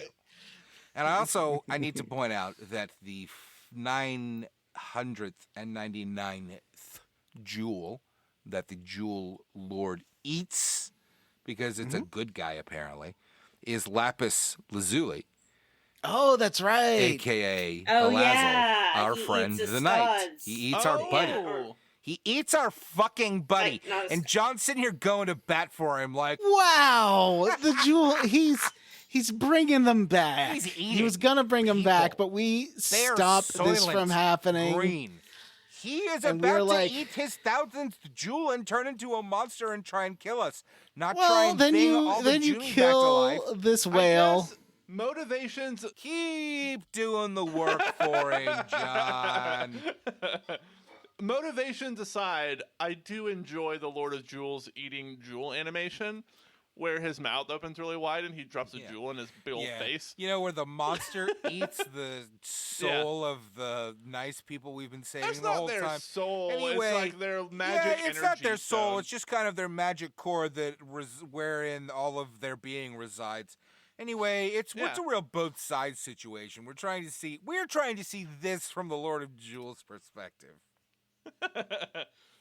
He just wants to make the Jumi great again. We're He not does. making that joke anymore. Too late. Too late. Bleep that out. No. So we kill the space whale. Also, I do like that we fight the whale in outer space, because every Yeah. Squaresoft RPG has to go to space Yeah, for at sure. some point. They talk a lot about space and stars in this chunker. It's true. Yeah. This definitely felt like it could have been the final boss of the game. Mhm. Except Yeah. it's very easy. Mhm. Yeah, all the Well, bosses are so's the easy. real final boss of the game. She was a little bit harder. So you defeat this whale. Yeah, it was harder and they're for like- me to hit that R button this time than And they're the like, last well- time than it was the time before. Great job, hero. You've killed the one person that can bring the Jumi back. So all this work, everything we tried, the Jumi people are just going to die out forever. Are you happy? Are you happy, hero? And you're like, no, I'm not happy. And you cry a little tear. And they're like, no, don't cry for us. Yeah. They're like, if you cry for the Jumi, you're gonna turn to stone. Mhm. And Hero gets hard. Oh, no. He gets stoned. Oh, yeah, he does. Yeah. He gets so stoned. Mm-hmm. He gets as hard as Gilbert got. He gets stoned like he lives in Canada, and that's perfectly legal for him to do. Mm-hmm. But all of the Jumi are back because they have burst forth from the Jewel Master's belly, like Athena. Well, more like the siblings of Zeus bursting forth from Kronos than Athena bursting from the skull of her father. So let's say that, like The the Klingon gods homeworld? burst forth from Kronos after Zeus cut his belly open. They are all standing around, Jim. and they're like, Jim is air guitar. No tapping. Oh, okay. Jim's having a great time listening to his imaginary song. I maintain that Jim has an earbud in. I I do don't. believe that Jim listens to music during the podcast. Yes. Like a Bill and Ted air guitar. Yeah. So all the Jumi are standing around in a circle, and they're like, "Hey, what if instead of just one of us crying themselves to death, we all shed one tear for our good friend here who helped save the day?" Cut And to. cut to your home, Mm-hmm. and Lisa and Bud Bud. and Lisa are outside. No, they're Lisa. Butter and Lisa are upstairs in the attic, looking out, and they're like, Yeah. "Wow, Oh, that's right. Bort hasn't come home for so long," and Can you go up here regularly? maybe. I don't think so. I had never been up there. I was like, what is this room? And everyone's like, "Well, where Sorry, did Bort go?" Just want to say, in my story, it's important that we all know that their names are Dude, and they're always waiting for their best friend, the Golem, Dave. Oh, My character's name is Fart. So whenever they say my character name, they say Fart. the fortune teller did call me Chumpy. because Oh yeah, I will we never had correct several them. opportunities to say that our name was Chumpy. Yeah, that's true. I wonder what And happens if you always choose say that. my name's Chumpy. Because characters are like, "Oh, you're Chumpy, right?" And I'm like, "That's right." So in the end, so they're like, well, we haven't seen Bort in forever. Like, will he come back? And then Bort just walks in. He's like, "I'm back, guys." So you're out. The kids are outside, and Kids are it's Scott. What's his name? Not a Scott. Elazul. Elazul. Elazul shows up, and Pearl comes in. It's lapis and lazuli. like the kids just start like crying, and they stand there for a Yeah. while, and like the Jumies are like just standing there, and the kids are like devastated, and then your character just walks in and says, "I'm back," No, and false. Now I interrupt. Your character walks in, and I think for the first time in the game has dialogue. Your character walks in and says, "I'm back." and then Butter Lisa run into your arms, and she's like, "Oh, it's me, Butter Lisa, and I waited so long for you." Sweet as butter, that one. And then that's the end. Well, not the end of the game, but that's the end of that little event. Mm-hmm. Because finally, we have the final event. I'm sorry, that's the end of that legend. arc. Oh yeah, that is the end of that arc. Hey, y'all know they Butter talked Lisa? about the sword during this arc? Yeah, and I Talking thought about the what? sword was gonna come and be like oh a yeah, weapon. the sword of mana. Yeah. But they Where- say where's Yeah, Swords? they kept talking about, like, this is the sword, Well- it can cut anything, but only once. No, they say that they keep asking about the lapis lazuli. Can somebody say the word lapis lazuli other than me? Lapis I thought it lazuli. was lapis lazuli. Thank you, Yeah. lapis lazuli. Because I knew I was saying it wrong. The lapis lazuli knight. They bring up the sword several times, but they keep assuming that the lapis lazuli knight has the sword, but then we finally get revealed in this chunker that it's not the sword. That's not the sword of mana. That whoever it was that slipped him the sword slipped him some other sword. Because she says it. She's like, "Oh no, that's a sword that does something else." Oh She yeah, says well she it said cuts it's, through anything, but only once. and it was like a sword that she got from nomads, and they imbued it with all of their collective Yeah. past knowledge Yes. or something. So it's not the sword of mana. They call it the sword of mana. No, don't they? she says they all assume it's the sword of mana, but at the end, because they're like, "Oh, it's the sword of mana that was made by like the fucking mana tribe," and she's like, "No, this is actually just a sword that was made by this nomad tribe. Just some randos. It's just a magic sword. She gave him a magic sword." So, I guess the sword of mana doesn't show up, and really, the next and final arc, the Legend of Mana, is about the Tree of Mana, and it's about rebirthing the Wait. Tree of Mana. And Is the sword of mana Sword of Mana's not in the this game. artifact that we use to get the tree of mana is it? place? That would make sense. Maybe. Yeah, I think it probably. is, Yeah, right? I think you're right. Yeah. Okay. Oh well, That's the sword of mana. Yeah. there we go. Makes sense. So we go to you can start climbing up it. Start climbing But up. we never do anything with this sword that we get that cuts Well, through we put it anything, into the ground only to once. grow the tree. Well, no, No, that's not the same sword. You're right. You That's just the said. sword that Elazul Vanessa's right. gets. He has that Oh. sword. The whole game, they imply it's the mana sword, and at the end, we find out it's not, and then they never do anything with it. It's a real, like, anti-Chekhov sword, you know? Huh. So we do get this. We do get the tree. The tree is there, and we're gonna climb it. We're gonna go up the tree. This is... Let's not just talk over how beautiful and majestic Oh, yeah. this tree is. Mm-hmm. When we enter the area, we see this view of the tree. It's kind of floating in the air. Mm-hmm. Really And, makes you understand what the Secret of Mana dad was thinking when he had sex with it. Yeah, because it's super hot, and it looks like a atomic bomb blast, as the mana tree always does. Yeah, that's true. Which really makes you think about how they keep talking about how the world gets destroyed and rebuilt, and the power of mana, and how it's bad to have it around. Think about it.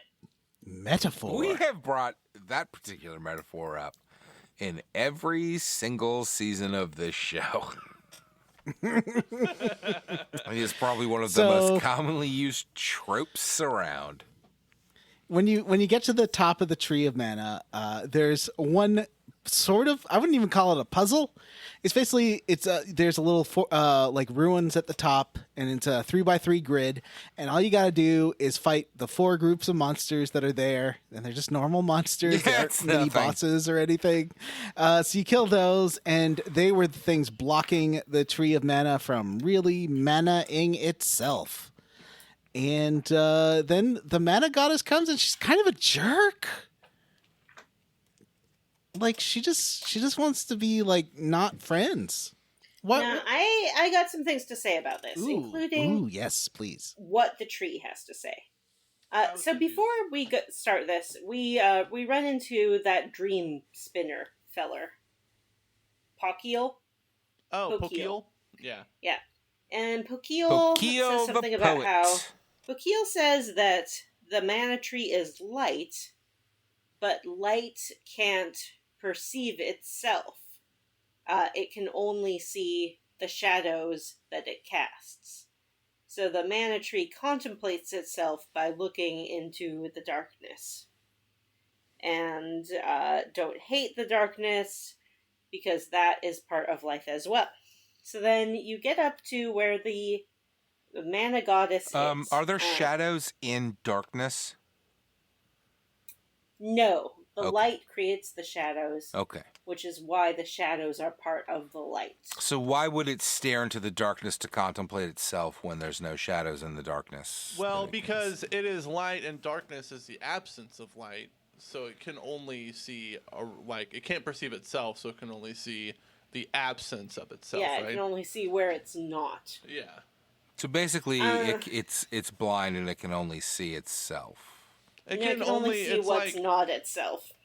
It's like not being able to, if you couldn't so it's like Daredevil. Body so the tree is like Daredevil. Exactly. It's like got Daredevil. echolocation. Yeah. So we get to this, we climb up the tree. It's very beautiful. It has big purple flat mushrooms on the inside and winding branches on the outside, and we weave in and out of it.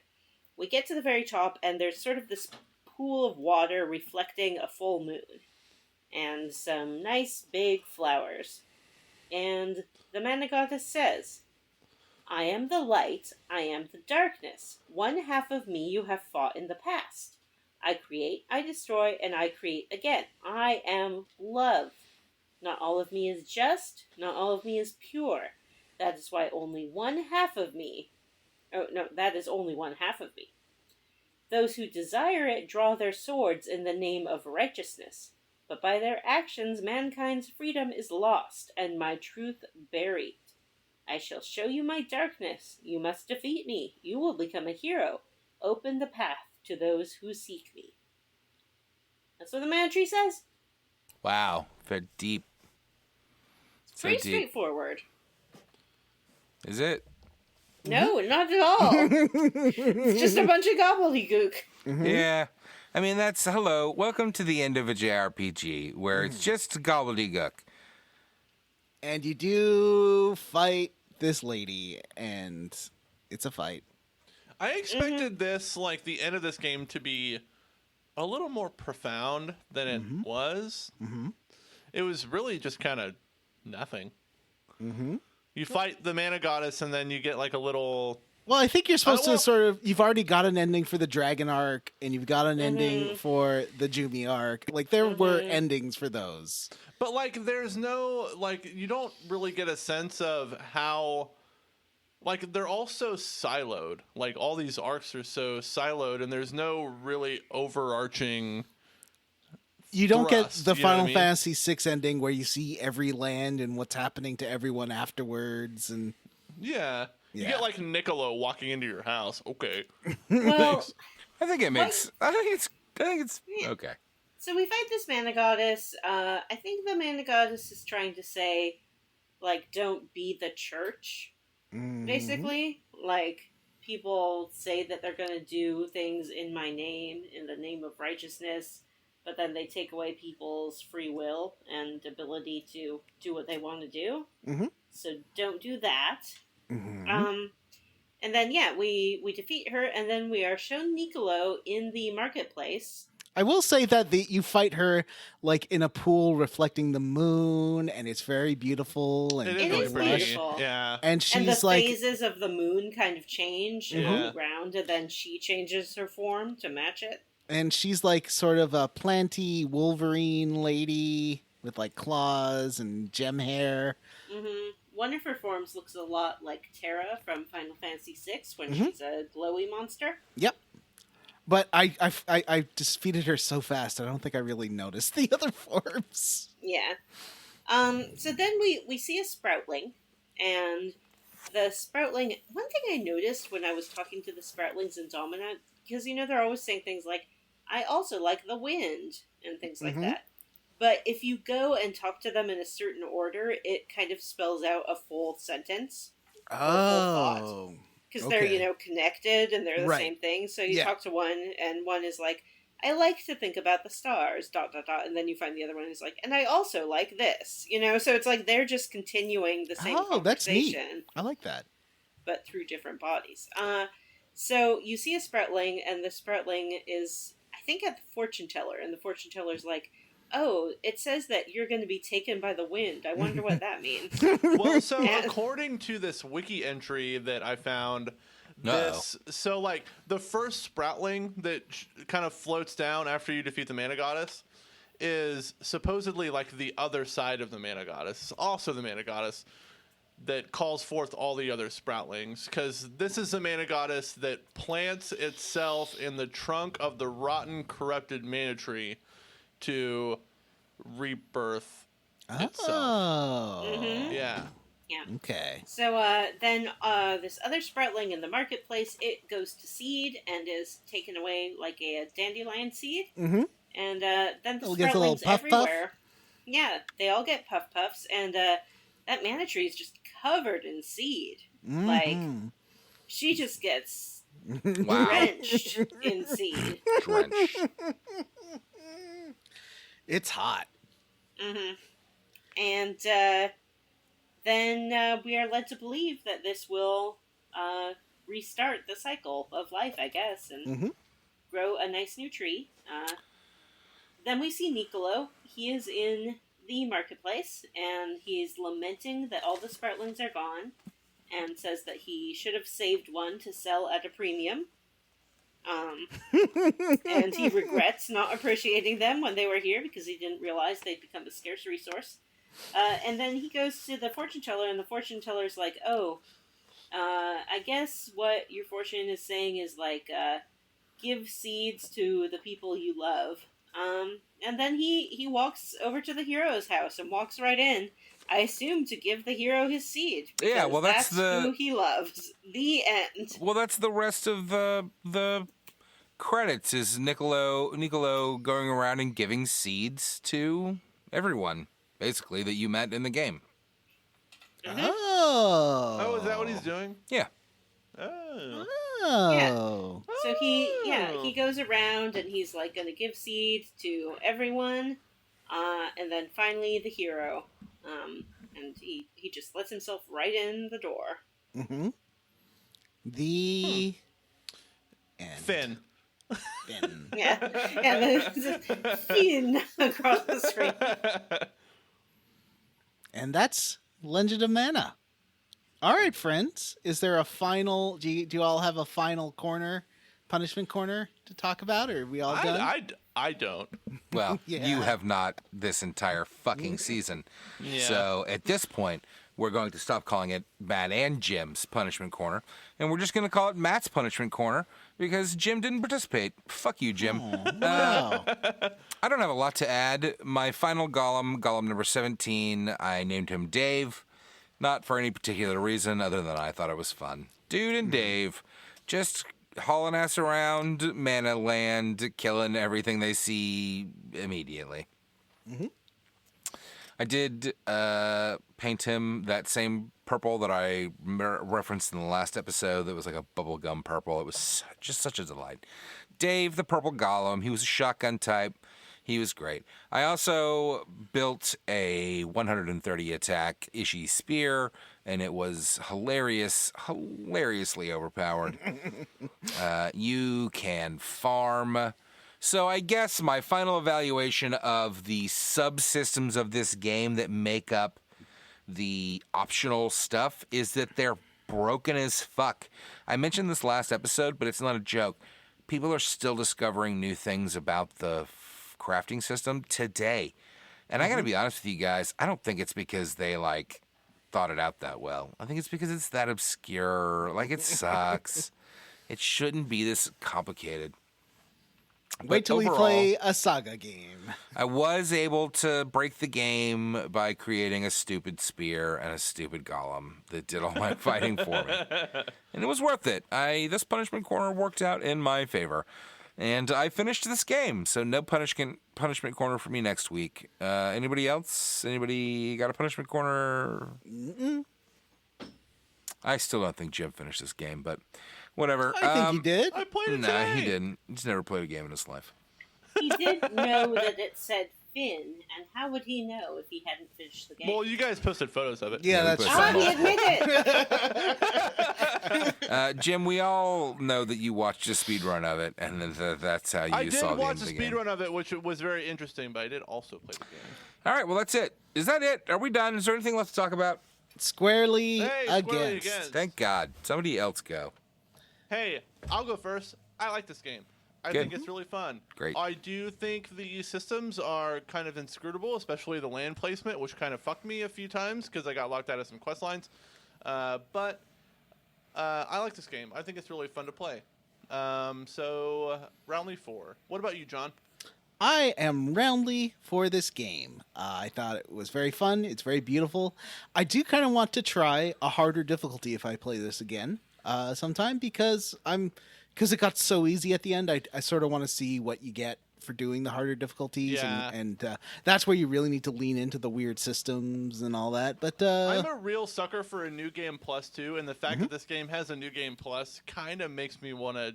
I won't, but it kind of makes me want to do it again. It tempts me. It's tempting. You get to keep all of your pets and weapons and all your And shit. items and all your orchard shit, yeah. Yeah. But I really like the way this tells stories, and I like that almost every NPC in this game has a name, and you can find out a little bit about them, and that was kind of the design goal of this game, was to make it a world where every character was a character. There weren't just nameless NPCs, and I love that. And I think it is charming, it is pretty, and well written. I think the new translation is great. Apparently there's some issues with the old one, but the new one, I haven't played the old one, so who knows. But I think the new one was really good. What about you, Matt? Are you squarely against or roundly for this game? It's tough. This is a tough one. It reminds me of Chrono Trigger. It reminds me of Lost Odyssey, in that it's a game that is very flawed up front. Are you saying Chrono Trigger is very flawed up front? Oh, I apologize. Chrono Cross. It reminds me of Chrono Cross. It's very flawed up front in how inscrutable it is, which is unfortunate because there is a deep, entertaining game. There's a lot of obvious solutions for some of these problems that the remaster failed to address, which is unfortunate. Which is why I would say if you're gonna play this game, wait until it's on sale, and definitely you've got to use a guide. It's unfortunate, but yeah. it's not a joke. Unlike a lot of games out there that you could probably puzzle your way through, this is an absolute must-have. And the other problem with that is that the guides are not good. The guides are not descriptive. Yeah. The guides are often wrong. And you have to bounce around. It sucks. It's a problem. The game We haven't is... talked about this a ton, but the the story triggers in this game are super like Oh, esoteric. Like, right? getting stuff to trigger requires like you would never Like, know it's- to do some of this stuff unless you read it in a guide. Yeah. Like it's very, very, very like esoteric. I mean, it's like Monkey Island. Like it's Yeah. like a joke that you're supposed to be able to play this game.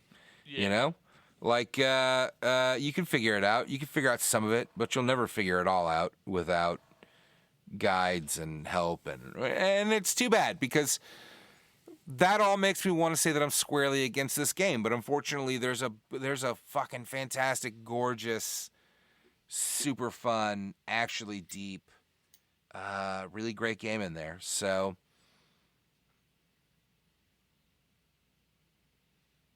I guess overall I'm roundly for this game. Yeah. What about you, Vanessa? I am roundly for this game because I like it. I nominated this game to be played for the show. It was. I had a great time playing it with y'all, and although I've played this game a couple times before, I'm sure this is the first time I've played every single mission, certainly in one playthrough, because, as Matt said, it's very difficult to access without looking at a guide. And when I first played it, I was just winging it.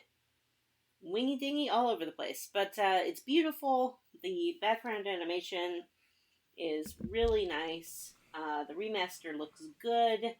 You can grow lots of very good fruit in your orchard, and farm, and craft things, and play music, and gather coins all day long, as Matt has demonstrated. Though the main quest is like maybe 26 hours, you can spend much longer just having a great time on your farm. Yeah, it is gorgeous. Roundly The for- remaster is gorgeous. Oh, the remaster especially is incredible. As we got later into the game, because the playable characters and the NPCs are still sprites, but the backgrounds are just Incredible. Yeah. There's is it the Academy of Magic that has like two big T-Rexes outside? Mm-hmm. That every time I walked by, I was like, wow, just look at this game. Whenever we talked to Gaius, the rock person, I was like, holy shit. Oh yeah. Like, it I mean, looks that's- so good. It feels so much like that's like the never-ending story to me that It it does, kind of yeah. it's a little weird. Anyway, Vanessa, Yeah, and we didn't really talk a lot about the music, but the music is also very good. oh yeah, Mhm. I actually found myself listening to the soundtrack on Spotify. The song that plays over the end credits after you beat the last boss is good. It's so good. Like, it's like an original song, like, song with lyrics for the game. Mhm. It's great. Mm-hmm. And I like that the mana tree music, when you're on the mana tree, is sort of pensive and sad, Mm-hmm. and has like this beautiful violin solo. It's great. Johnny, I've are you been- roundly for or squarely against this already game? gone. Let's wrap up. Do we have any emails? Yeah, Oh, do we? I have an email Emails? to read. What's Is a it mean? about? This better be a real email and not more about Polka Dot Man. Hey, I haven't said anything about Polka Dot Man all day. Not even that one of our listeners posted the official Polka Dot Man lipstick I saw that. Did available we? for purchase in the group chat, or not in the group chat, in the Facebook group.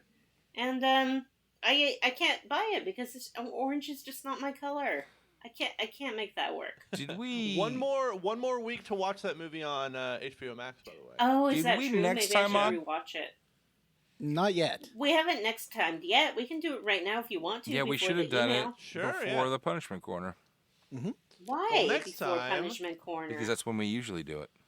Well, this isn't a usual Next episode. We're time- done with the game. Next time on Square Roots, we are playing The Elder Scrolls V Skyrim, and the first chunker will conclude at the death of the first dragon Ooh. outside of Whiterun. We will Yeah. be doing the episode will include character introductions for the Square Roots crew. Yeah, We this are is a real all- role play this time. Yeah, it's a real role play. We're all playing a particular character that we're going to talk about on the next episode.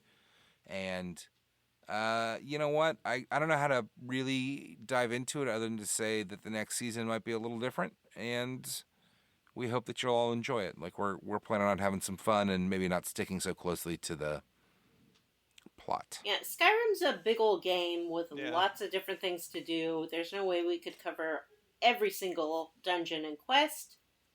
So we're just gonna sort of follow the main plot and also see what wacky adventures our very good characters get up to. Yeah. So next episode will be character introductions and up to killing the first dragon. Yeah. Here's an email from Tyler Petty. Tyler says, "Hey, I know that when you talk about the hosts visiting each other, what you really mean is you're going to their rooms in the Square Roots house. Right, But what I yes. didn't understand until Oh, today God. is that when Matt went to visit Jim's room in Texas, or Johnny might visit Matt's room in Florida, you're actually traveling all the way to those places. It's just that they all exist inside the Square Roots house, which is a big, big house. Mhm. So my question is, if Johnny's room is in Canada, Jim's room is in Texas, Matt's room is in Florida, and Vanessa's wing is in Redacted, how many square feet does the Square Roots house floor plan cover? It varies day by day. It's sort of like the largest house there in Control, where it's got some doors to different cities Mm-hmm. in it. It is like the oldest house. That's Mhm. it, the Pretty oldest similar. house. Yeah, or like Doctor Strange's Sanctum Sanctorium. Yeah. So we can't really give you an exact floor plan because also I've never been inside Vanessa's wing. Nobody's allowed inside I don't my think wing. you can actually get there if you're not Vanessa. Or one of her brother husbands. Yeah. So That's correct. who knows? It's a mystery. I will tell you that Jim and I share a 10 by 12 room. That's why we have bunk beds so we can have space for activities. Mm-hmm. We're very active. Yeah. A lot of crafts. Yeah. I've Yeah. been in Vanessa's wing. No, What? you haven't. Don't tell lies on this podcast. Chris, is this true? My name is All not five Chris. of them are shaking their heads. Why would they No. know? I don't know if you Because know they're this, always in there. but I'm a real sneaky snack. All right, well, hey, I don't know if you guys are aware of this, but we do have a Patreon, and you should join. There are 2 levels to our Patreon. Level 1, the $3 level, you get access to all of our lots of sweet fun. bonus content. Last month was Cyberpunk. This month is going to be Matt's Pitch Extravaganza. And then I think next The month... pitch cast. Pitch Yeah, cast. it's gonna be a good one. Next month, I don't know. We'll see. You know, I'll be honest with you guys. I think we It's been should a little talk up the loosey-goosey next lately. bonus episode because Matt is Matt. I've if you been guys could see our real group pitch chat, Matt heavy. loves to Pitch. pitch us ideas, original Matt bangers in our group chat, and we're gonna do a whole episode where Matt just tries to pitch us a few of his ideas. They're great. We often stomp all over them, which is Yeah, you guys are really hilarious cruel and fun. and hurtful, frankly. I mean, if we're going to be honest. I'm really not very been great. excited for this bonus episode. You know, let me dial back the stomping on my dreams. Oh, we never will. Okay. Well, then maybe I don't want to record tomorrow. You guys Oh, can figure it out. buddy. Okay. We also have a $5 level, and that level is where you get to vote. And we do have one more vote coming up this year. It's coming up soon. That's right, after Skyrim. Guys, can I announce it? Skyrim? Can I announce it? Ha ha ha. Yeah. Because it's not an announcement. After Skyrim, it's going to be the winner of the next vote. That's right. Yay. Vote's coming up soon. So keep Yay. your eyes peeled. I already know what I'm going to nominate. I I do know too. what I'm nominating. I do too. I'll be nominating Tales of Vesperia. For me, it will be Saga Frontier. I'm still thinking about it. I got a few candidates in my head, and we'll see. Vanessa? I Do you know what you're going to nominate? No. Okay, Mm-mm. that's fine. All right, you don't have to know. You, mean, Yeah, you don't. I have You time don't to have to think know, about but it. you also don't have to act like we're assholes for trying to include you in the conversation. Did I? Yeah. I mean, a little, maybe a little, maybe like know. 10%. Jesus. Oh, Anyway, as a final bonus for our patrons, leave me we alone. like to read a small list of their names at the end of the episode. We're going to start tonight with Jim. Jim, who would you like to thank? I would like to thank Gage La Charité. This Odyssey should have stayed lost. More like Legend of Man do I suck at this game. Cyril the Wolf. It's hard to catch Mewtwo of D's nuts in your mouth. Andy Best, Ward Childress, Nathan Poirot, Sean Walsh, Justin Rash, Vanessa's Gold, Taco Bell, PS5. You know who else is bad at games? My mom. Fresh Eyes, Nick, Randy, Rubber Bear, Jage, and Joshua W. Proxon. I would like to thank Armin Hammer, Noah Probolo, Robert T. Can't wait to play the sequel, Legend of Man B. I get it. Mostly Rational Person. I'm Commander Squall, and this is my favorite store on the garden.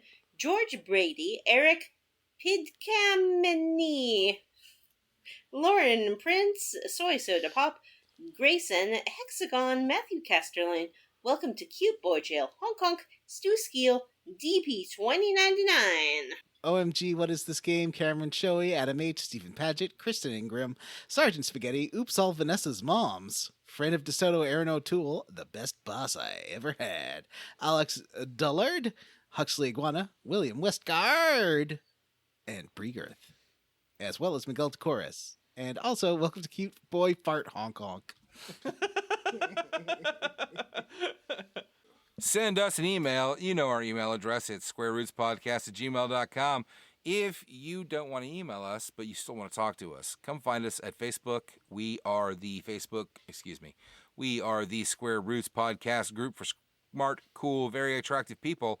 If you used to like our page, we deleted that. It's just the group now. Mm-hmm. Please rate, review, and subscribe on iTunes, Ghana, or wherever you listen to podcasts. And also, big thanks to Stephen Morris for our Square Roots theme. That's right.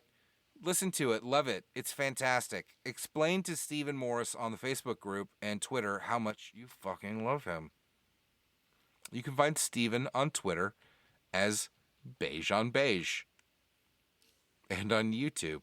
Links in the show notes. It's really good, and he did a great job. And, Spotify listeners, for all our classic episodes, check out our archives at squareroots.libsyn.com. That's LIBSYN, or on our Square Roots RSS feed. Ooh. Don't do it. It's more of this. All right, everyone, that's it for this episode of Square Roots. I am Jim Banks. I'm Matthew Van Zant. I'm Johnny Brandon. And I'm Vanessa on Vanessa. Bye.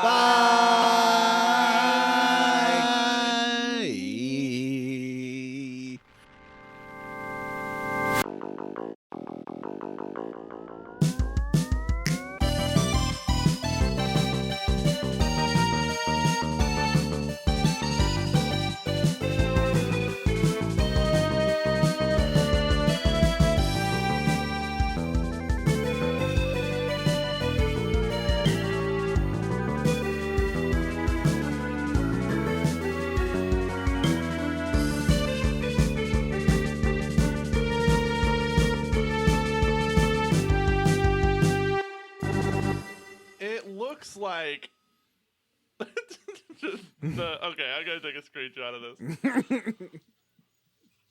What, you're going to tell me what a singamajig looks like now? Come on. I'm gonna show you the Tell me permanent what a expression singamajig on the looks like. singamajig's face. Hello. You have one. Oh, no!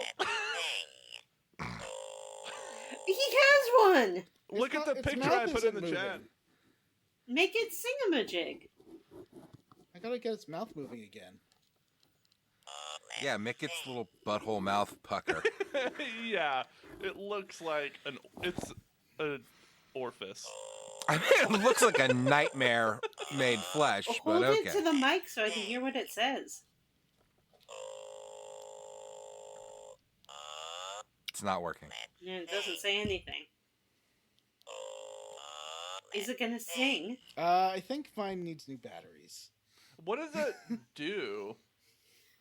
It's Well, they- when they you get sing- it near another singamajig, apparently it syncs up. It syncs up. Yeah, they do But, sync like, up. What does it do? What does it? Does Okay, it sing a song? every they fuck. every singamajig knows a song, but if you have two different singamajigs together, they will do harmonies on the same song. or more. Well- You can have like a whole us- group. There is an official all-star singamajig, so you can get your, but they're very rare and go for a lot online. So you can actually get your singamajig to sing all-star by Smash Mouth. Wow. Just so you know. That's not what I thought you meant by all-star, No. because why would it be? But okay.